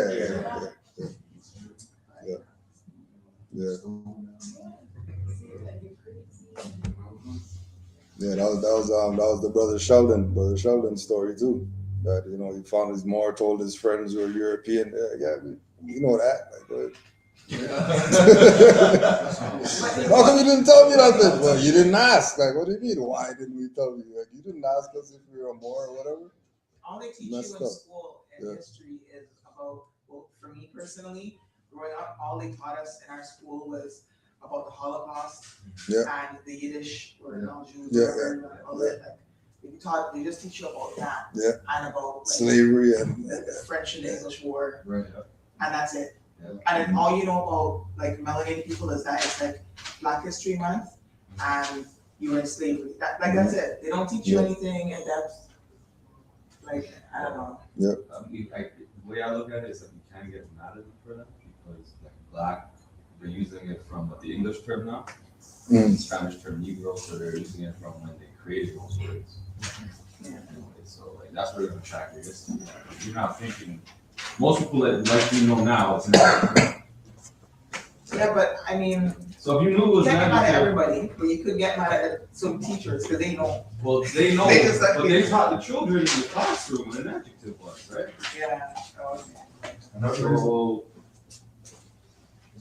reason why I think they taught the speech to teachers. They taught the speech, so you're looking at the word, you call yourself an adjective, right? You're mad at them, you're the one out of place. In Canada's history, that's why they couldn't really teach our history like that because they're so recent too, right? So it's like they're only teaching what's recent. The French and the English War. What is that? In the 1700s, 1600s. For me, it's how much of it is included in fiction, like in your face, but not really. Like for example, I used to play card games, right? Like Yu-Gi-Oh, right? In Yu-Gi-Oh, the most powerful card you can summon is Exodia, right? Yeah. And Exodia is pretty much more, but once you summon this thing and it's unified, the game's over pretty much automatically. So wow, I'm living life just everybody knows you have Exodia in your deck, but they're not gonna tell you how to summon it. You know what I'm saying?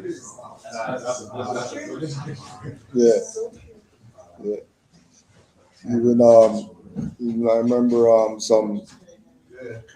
they were Somalian or something. There was when I was working at this adult school. So they were playing music. They were playing the Negro music or whatever. So they're like, doing a thing, they're like, right? Like, oh, you like the black music or whatever? Like, black music? Like, what do you mean black music? What's that mean? It's like, music from you people or whatever. Like, no, I'm not black or whatever like that. She's like, oh, well, you know what I mean, black music. I'm like, yo, what do you call it in your country? Oh, just music. So where'd the black thing come from? Oh, well, when we came over here, we started realizing it's black or whatever like that. So you don't have black in your country? No, only here. I'm like, okay. I'm like, all right. Makes sense. Yeah. It makes sense. I would like to add on to all this, to the fact that other nationalities know. I remember even way back when I went to the precious metal store.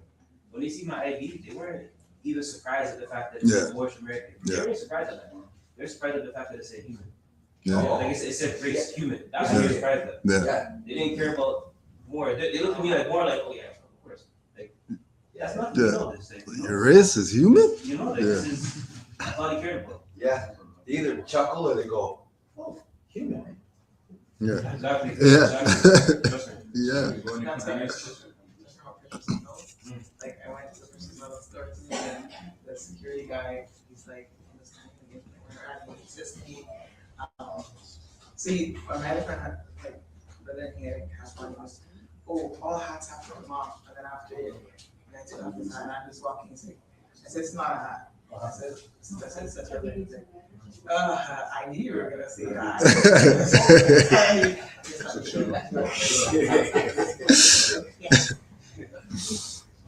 Yep. Islam. Yeah. Yep. The order of the day. Well, the sweetest one is coming from you. Coming up. My cousin, she goes custom made. She goes, can I take up your hat? I said, it's not a hat. She's thinking now, how much is it? She goes, it's not a hat. And she want to take it off. And I tell her she can't take it off. It's not a hat. She want to take off the hat. And then she goes, can I touch it? She said, your hair, right? I said, she said, can I touch it? And because I know it also represents a woman, my mother, and your mother or goddess. Yeah. Okay. Sure. She goes, I don't know what they're gonna do. Yeah. Yeah. That same thing happened to me at the airport. Same thing, yeah. You know, you have to. You gotta take. No, can't take it off or whatever. Oh, it's religious, yeah. Oh, okay. Well, could I feel it just to make sure nothing's in there or whatever? Like, all right. And then he did this touch. Like, you sure nothing's in there? Like, yeah. They have one now. Yeah. This was a few years ago. Yeah. Yeah, because it was Brother Settenra that was telling me when he goes, he just takes the pat down. He doesn't go through the machine or whatever like that. You know what I mean? So I was like, okay, let me just not go through the machine. Now I'm not going through the machine or whatever like that. All right, let's go over there and get a pat down. And then this man did the fake check. Yeah. Even when you go to service corporation in Canada, they just ask, is it religious? Yeah. Yeah. That's it. No questions asked. Yeah. Oh, that's the sweet religious thing now. Because before I know about the Moors, I went over there to the courts, basically, right down there. So now I had a friend that works with the law firm that serve paper and stuff like that. So you get the lawyers to come for me for free. So I went with him. When I get inside now, I'm there. He said to me, sir, you gotta take off your hat. At that time I had like 2 tabs, one low and one high, 2 tabs on my head. I said, sir, the judge not gonna like that. I goes to him, sir, I didn't bring you here for this. I bring you here for the issue, not the issue. That's what you're here for. You deal with the judge. I will deal with this one. I will deal with this. You deal with that. Yeah. Soon as we step in on whatever to be called up on, I step up. First thing the judge says to me, sir, is that a religion? Yes, I couldn't even say religion. Oh, yeah. Shut it down. If you never say religion, I say yes. And it's over. Just like that. Yeah. And that time I didn't know about the Moors. Moors, yeah. Sure. But I was doing with a lawyer 5 hours ago with the media. Yeah. Yeah, I didn't know. Going back to chapter 33, verse 4. The heart of the grateful man is like the clouds of heaven, which drops upon the earth fruits, herbage, and flowers. But the heart of the ungrateful is like the desert of sand, which swalloweth the greediness,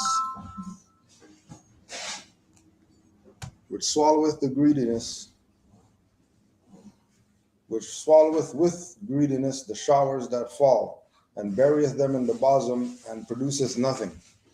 Metaphysical meaning of desert. A desert place in the consciousness of man is a seeming lack of substance and life. In truth, desert places do not really exist. Where God is inexhaustible resource, and God is everywhere present. From the viewpoint of spirit, there is no such thing as lack. When man realizes the quickening power of life, love, and substance, he makes the seeming desert places in his mind blossom like the rose that bring forth abundantly.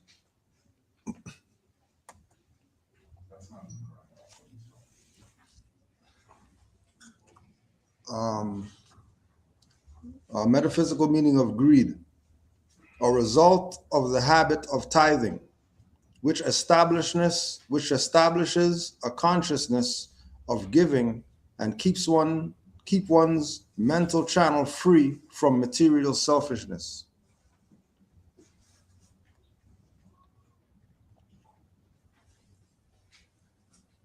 Five, envy not thy benefactor, neither strive to conceal the benefit he hath conferred. For though to oblige is better than to be obliged, though the act of generosity commandeth admiration, yet the humility toucheth the heart, and is amiable on the sight both of Allah and man. Metaphysical meaning of jealousy. A form of mental bias that blinds the judgment and causes one to act without weighing the consequences. The remedy is a dismissal of the negative thoughts that cause one to be jealous, followed by a fuller trust in the great all-adjusting power of God. A form of mental bias that blinds the judgment. Right, so envy not thy benefactor, neither strive to conceal the benefit he hath conferred. For though to oblige is better than to be obliged, though the act of generosity commandeth admiration, yet the humility toucheth the heart, and is amiable in the sight of Allah and man. Humility, freedom from pride and arrogance, recognition that the personal man by himself is ineffectual. I can of myself do nothing. The Father abiding in me doeth his work. True humility is needed very much in the Christ-centered individual. There's a Christian here, the true Christian is humble. He knows the nothingness of the lesser self in man and the allness of the Christ. The Christian typifies the spiritual and the material.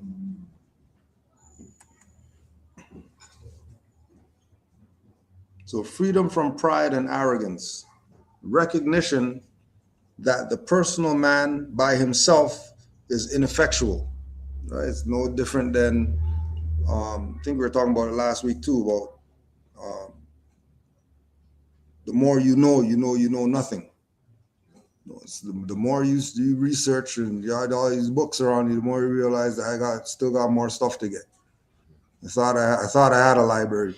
I thought a library till I saw the guy with the stairs, and then he's moving on the rolling stairs. Like, my library sucks.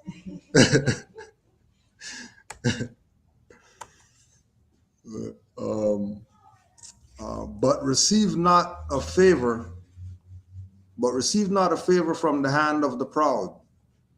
To the selfish and avaricious have no obligation.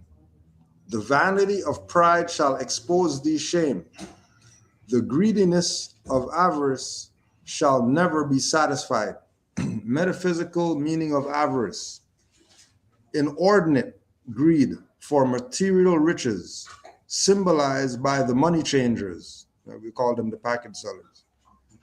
The avaricious suffer most in body and are the most difficult to heal because of the mental bias that prompts them to get things as cheaply as possible, including the kingdom of heaven. Right? The mental bias that prompts them to get all things as cheaply as possible. And then that goes in line with the people who they have their little issues or whatever the case is, and then they want stuff solved right now. They want, the microwave knowledge.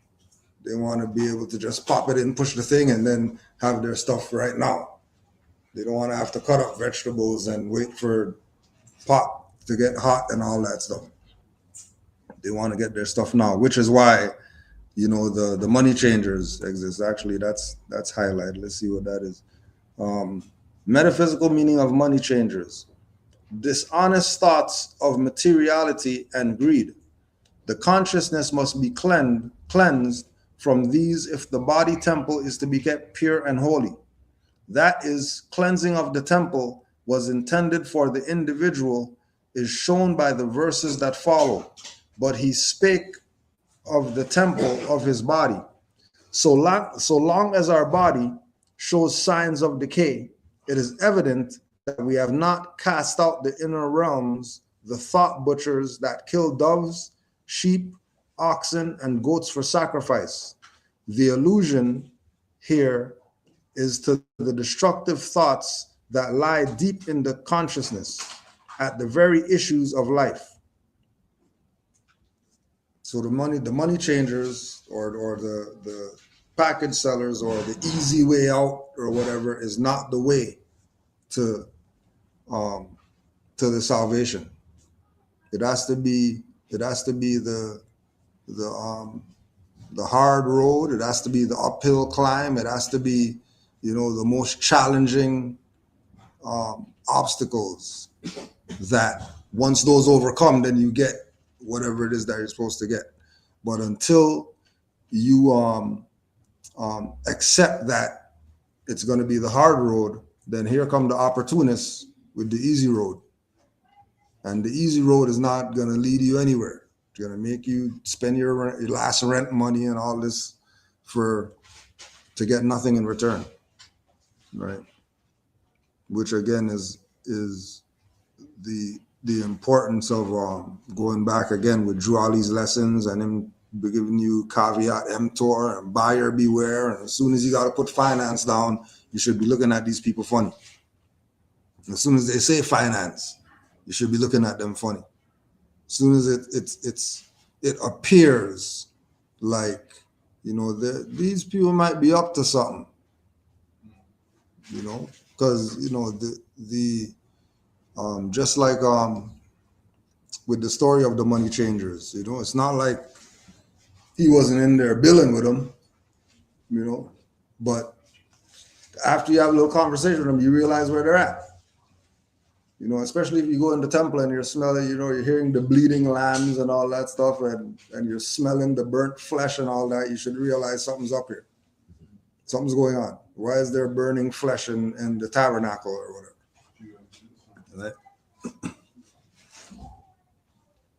Right? Yep.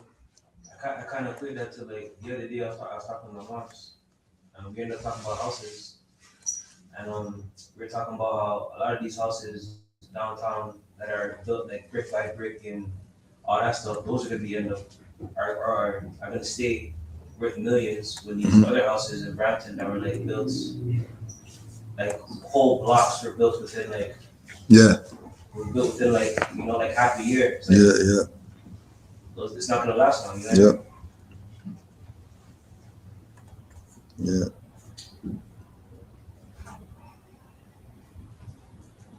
Because cause that was that post with the dude driving around. You seen that one? With the man driving around to all the houses or whatever. Yeah.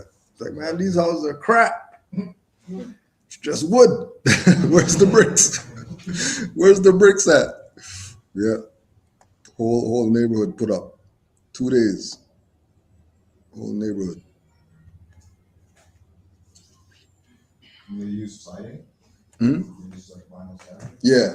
Basically. Yeah. Basically. They use the wood, they pack the wood foundation and they put the vinyl siding on it and then say, 5 million. 5 million for wood. Crazy.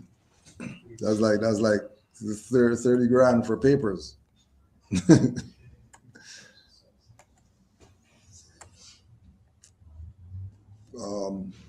We're gonna open up the floor too if anybody has any questions or any comments. We've been under like captivation or in the same position for generations. Like, when you talk to people, it's like you were saying, they think that they could, just get a card or something and the thing is fixed. Yeah. Fixed quick. But if you've been slave for generations, don't you think that there's something wrong with you? Like, so I wonder, even as a child growing up, I'm like, how did this happen? Like, how does this work? Yeah. What's the mechanism of all this, right? Yeah. So you go through school, you hear about the psychological, Freud and all those psychological dudes, professors or whatever they are. You learn about Stockholm syndrome and stuff. They even make a movie about Stockholm syndrome and stuff like that, right? And when I first realized that I was a Moor, that's the first thing I thought. I said, there's obviously something wrong here. I have a big ego. I'm an Aries. I can get through some Aries, man. I can move through this, no problem, right? But there was a knowing that, no, it's not like that. It's going to take some time to get rid of all the clouds and the things that I thought was real and stuff. Yeah. Because when you start reading, there's a whole bunch of aha moments. Yeah. You gotta like go. You said, you gotta the go more through you this. read, there's even more aha moments. Right? Yeah, you have to go through those. So you have to go through it. Yeah. And I mean, it's because I remember even getting into this because of previous studies. It was easy to grasp because there was something before. You know what I mean? That sort there was a transition that led to being in this level of info, right? Whereas a lot of people are, just gets dropped on them. It's not a transition thing. They're Negro, black, colored, and tomorrow they found that they're Moors, and then this thing starts up that you're sort of thrown into it, and there's nowhere to go and there's nobody to talk to, and so there's a panic mode type of thing that sets in with it. But you have to like they say, you have to go through the ringer to really know what it's about. You know what I mean? Nobody could tell it to you. It has to be experienced. Until it's experienced, you're really not gonna know what this is really. It has to be experienced. Which again, going back to the thing with Moors being active and not passive, and the activity is even some of the stuff that Moors talked about, having a fez on, have a turban on, people running up to you, off the cuff, like, and you gotta defend this thing. You know what I mean? You gotta say something. You gotta make a statement. You gotta answer a question. And I always say that, we can look at and we give honors and respect to the people who came before and the master teachers and all that stuff. But the Moors who you never heard about are the ones. The Moors who don't have a YouTube page uploading stuff, and the ones who are just in their life as Moors, and you just happen to bump into a Moor or whatever like that on the street and you don't know who they are, those are the ones that have been through it. You know what I mean? Because they ain't got nothing better to do than be themselves. And being themselves, and then having somebody question or challenge your being of yourself. Once you have been yourself, now you got something to talk about. You know what I mean? Have to be yourself in order to have something to talk You about. have to know. Can't be some herd thing, Yeah. or seeing something or whatever. It has to be you walking the path of it. And I know ain't no going back from this. Forget whatever else. Forget whatever else. I don't care what it is. It's not this. This is where it's at. You know, this is definitely where it's at. You know.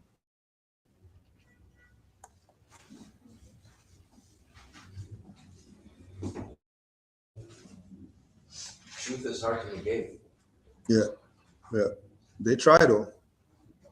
You know, And it's the time for truth, because we've just been filled with all kinds of misnomers and stuff like that for how long? Yeah, lies, It's time for all the truth. types of stuff. And this is the only truth. You know, the only truth is, you know, who are you? Yeah. Till that sinks in, who are you? And then you know who it is that you are. You know, just like we're saying, everybody has, you know, everybody's taken every part of speech except a noun as who they are. You know, they're everything except who they really are. You know, but then when they look at everything else, you know, they're not gonna call a car a black and a shoe a black and whatever like that. They're gonna call it what it is, Acura, you know what I mean? Whatever. So, but it's part of the journey.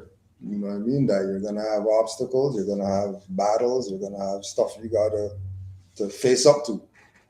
But you're only gonna be able to face up to those things once you have knowledge. No knowledge, you're done for. Any other comments, questions? You know, like when it comes to this information and like our people, I feel like our people forget that to clean some dishes, you might need some steel wool. Like you might need to scrape off, you know, some of the old grime and all that stuff. And you know what I mean? Like and that takes a little bit of a little bit of hurt, a little bit of pain sometimes.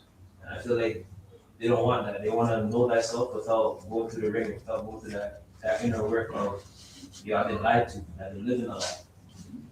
You know? Mm-hmm.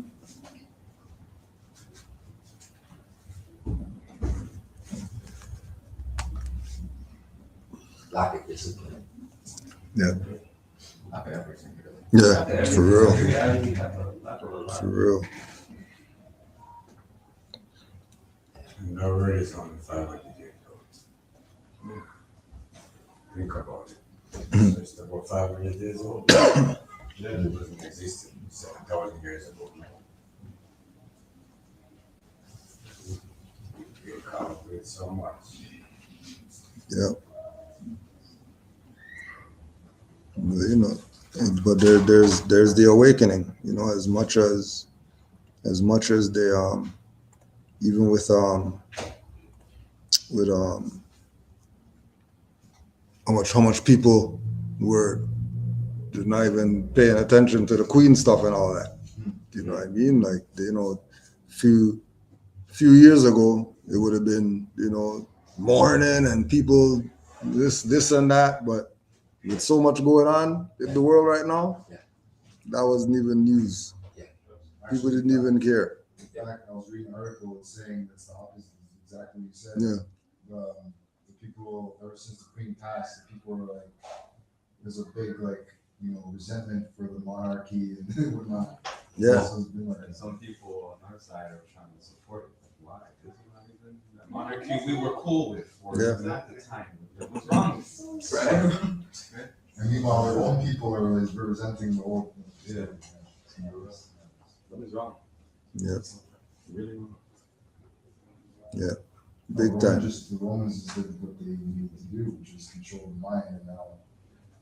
Yeah. Like, One of the focal leaders of mind control ain't here anymore. You got problems. They got us so far in mental slave servitude that they even fear us like that. Like, Yeah. yo, we got them so far in, like, what we can't even, it's like, it's on them, you know? Yeah. Mm-hmm. I feel like that's another reason they're afraid to wake up. And Right. When you find out. When they find out. All right, peace. You sis, you got the stuff? You got the corrupt? All right, cool. All right. Peace. We'll talk. All right. Yeah. All right. Yeah.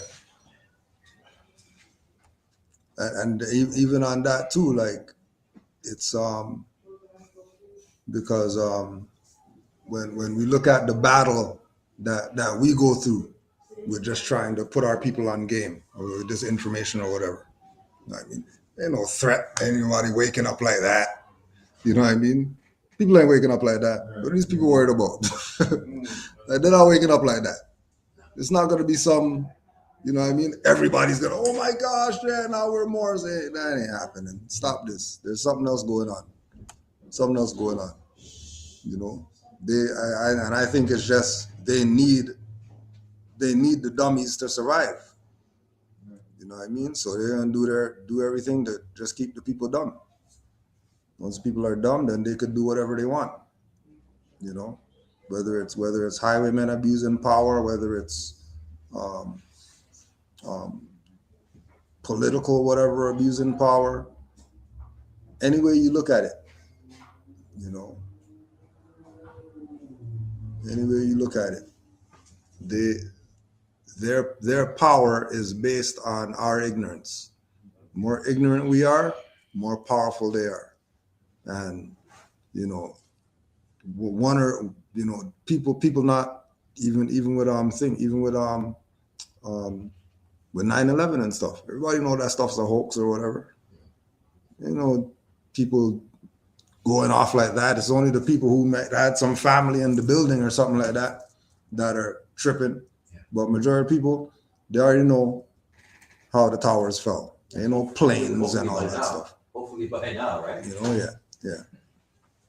yeah. Because you don't see the Taliban doing anything more of that stuff anymore. Like, you know, you should be like going around the place, blowing buildings up all over. Yeah. If they're that good and taking out like three, that. Yeah. They didn't even hit one. One just fell by itself. Yeah. They should be making buildings fall down all over the place. Yeah. If it was like that. Yeah. But that CGI is crazy.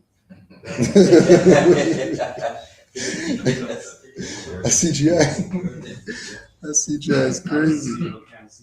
Yo, crazy. Mine is really a terrible thing to risk. Yeah. Like, yo, there's a lot of times I'll be in the hood talking to the man, and I'll tell them like, yo, in reality, there is no Canadian bloodline. Yeah. The only thing that really makes Canada is paperwork. Yeah. That's literally what it is. Because I was telling them about RX reserve. I'm like, it doesn't matter what it is. Mm-hmm. It doesn't matter if it's you got, $5 from them. Yeah. Reserve your rights all the time. But I always tell them that, reserve your rights all the time. Because in reality, that's how this whole thing runs, off of your consent. Yeah. And if you don't consent to it, then it can't exist. Yeah. You know? And on top of that, I'm telling them, we're indigenous, so that's proof of colonization. It's Mm-hmm. proof that they're forcing something on you instead of them trying to say, yo, you consented to this. Like, this is what you wanted. You know what I mean? Because we gave you the contract. We said, okay, we can do what we want with you. You know what I'm saying? We can throw you in a cage. What we want with you. But if you just keep saying, ours reserve, it at least sends a signal that, yo, I'm not with this. Yeah. Because even going to jail, not a proud past, but even going to jail, I remember you had to sign a contract. Yeah. So even going to jail is a contract. So this whole thing is a contract. Now, everything they do with you, they need you to sign. Everything. The only thing that they don't require a signature is that on that. That's it. But everything else. When I actually renewed my driver's license at Commerce Reserve without prejudice, and the lady was like, I've never seen that before. Yeah. I'm like, well, I'm reserving my rights. And she's like, I've just never seen it. Yeah. And then remember that is their license. That's why you're reserving your rights on it. So it's theirs. It's not mine. Like you're saying in your language to them, I'm reserving my rights on your license. It's not my license. Because as soon as you say that it's mine, now you're taking the ownership of it as if you need that when you really don't need it like that. We were just talking about yesterday how Prince Charles talking about he's not using no license and no passport. Like I don't need that stuff. Yeah. Yeah, because they're claiming the sovereign. Yeah. It's interesting that they would put that, like it's on the front page. Yeah. Put it Yeah, right like up they there. put it. Oh, Like now everywhere. he's allowed to travel. Yeah. Wasn't he doing that before? Wasn't he doing it before? Probably wasn't. But they made a point of writing it, putting it in people's face. Remember, Bourgeois said, I'm going to make these people speak the truth. Yeah. It's only my people that know that they're speaking the truth. Yeah. It's your truth. Yeah. So that's like what he's doing here now. Yeah. Because remember who he's with now. Yeah. Yeah. Oh, yeah. Mhm. Good. Yeah. Get that bloodline. Yeah. Bloodline. Yeah. Well, somebody had. Oh, good. She's Simian? She's a Simian, bro. Dr. Lee did a whole video about that. Yeah. Is that right? Oh, yeah. Yeah. Okay, I'll check that out. I think Asir did one too. Breaking down how even the one who married Prince Harry. She's a Simian. Yeah. No, yeah, that's the one. She's a Simian. Okay, so she's not part of the. Oh, she might be part of it, but it's that whole thing's in there. If you break it down, even I was like shocked when I was watching this. Yeah, like more Avengers, bro. More Avengers. That's around more Avengers. Shocked. Straight. Interesting. Check that out for sure. I will put this one out to the Moors. Somebody asked this question in the chat. Is I self-law and master the same as NOI and Arab Islam? We'll go around, get your thoughts on that one. Or express your thoughts on that one. Can a nation be a religion? Can a nation be a religion? Right? That's the question for you. Nation of the religion? Yeah. And then their guy right there is he's wearing one of And if they are a religion, how come nobody else that's Islamic is part of it? just If they are, just the black guys are part of that nation. But everybody else who's Muslim, they ain't even. You see all the other nations. Yeah. Yeah. And even for that individual, I would ask them, look up in the law dictionary what a black Muslim is. Mm. And ask them why they use the whole thing of black Muslims use Quran with a K instead of Quran with a Q. Yeah. That's something for them to look up. Whoever's asking that question. Yep. It's real. And NOI and those other denominations, what's their creed? What's their religious creed? Islam is Islam, right? So what's NOI's like creed? Do they have a creed? Yeah. Islam? But Islam is Islam. It's the way of life. So what are they? What's the creed? I don't know. I don't follow them. I don't either. In Islam, you're supposed to have a beard. That's my next question. I don't get how they shave everything. They do the ball style. Beard is gotta be 7 inches long and 2 inches wide. All of that foolishness. Got people walking around, oh, see, my beard is clearer than yours. I'm not true. And up here is like shiny, you know. You should also ask them where's the NOI's mother? Where did it come from? You know? Yeah. Where did they birth from? We created them. They were birthed from Fard birthed them. That's crazy. That's crazy. Right from my mind. Yeah. It's real crazy. You see, you know duality, right? Correct. Yeah. Or the incarnated prophet, right? Reincarnated. Everybody has a plan. Any more questions or comments?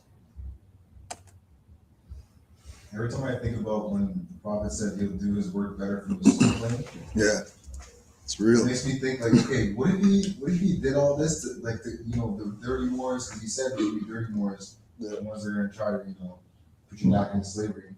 What if he did that in sense, because we're all connected, to test each individual that comes into this, like, we're like, which side are you on? What side are you on? Yeah. For real. What's this side? And then you check, does like a little check, cross on, okay, well that's, Yeah. Always thinks like some deep thoughts. Yeah. Yeah. I see where you're coming from. I've been there. Yeah. I had that thought, For real. And when Noble Drew Ali says that he's going to do things from the soul plate, it almost assures me that I'm going to be there. Yeah. I'm going to be there too. Yeah. Yeah. You could feel it. Yeah. Yeah. You could feel it. You know that there's something after. Yeah. After this, you know what I mean? They play with that with the moon landing. They say that they found people, there's people up on the moon. There's a story out there that there's people out on the moon, and when they got up there, they said, told them to go home and get out of here. Yeah. You're not supposed to be up here, right? It's like Noble Drew Ali's up there. No. Sending them back. Sending them back. Straight. I definitely agree with that. The whole maybe as far as all the sellouts revealing themselves and all that, I really feel like this is divine. Like this really, really does have to happen. Yeah. You really do have to have this because people need to see who is dirty and who is solid. Yeah. Yeah. Because even bringing things back to the hood example, a lot of times in the hood, it's there's always a big squad in the beginning when what first happens, but it's always at the end when things get sticky. There's always 2 or 3 people out of that group of 20. Yeah. Yeah. All the time, and everybody else has some stuff. They switch up or whatever. They start their own thing, whatever. There's always 2 or 3 people left out of that big group. Right. Yeah. So even properly, you were saying handful saved. I feel like a lot of people experience that in their life. Yeah. So those with eyes to see it, ears to hear. Right? Again, like you just said, it wasn't Moors. You know what I'm saying? It wasn't just Moors. It was those with eyes to see and ears to hear. Mm-hmm. And he also said, we judge a man by looking at it. You're already burnt out. You're done. So then that kind of go together in a sense. Straight. Thou shalt not judge. You should read that book. Don't go by the cover.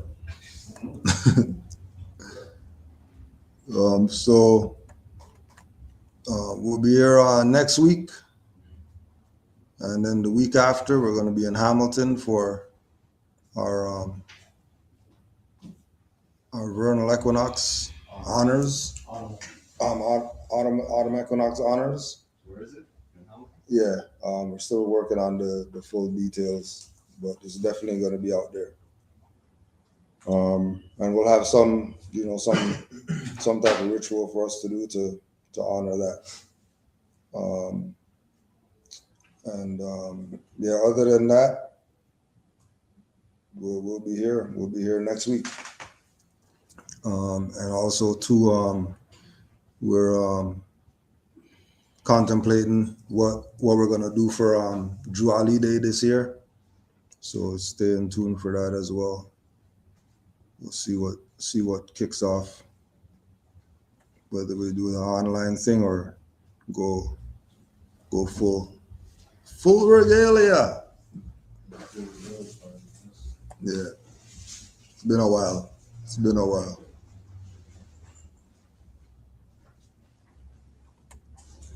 Peace, Moore. Any questions, Moore? You good? Straight? You good today? All right. Yeah. Peace, Moors. Islam.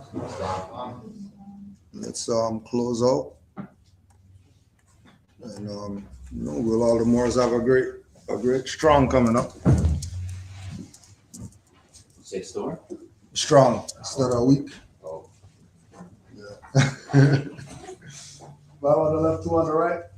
Allah, the Father of the universe. Allah, Father of the universe. Father of love. Father of love. Truth. Truth. Peace. Peace. Freedom. Freedom. And justice. And justice. Allah is my protector. Allah is my protector. My guide. My guide. And my salvation. My salvation. By night. By night. And by day. And by day. Through our holy prophet. Through our holy prophet. Noble True Ali. Noble True Ali. Islam. Islam.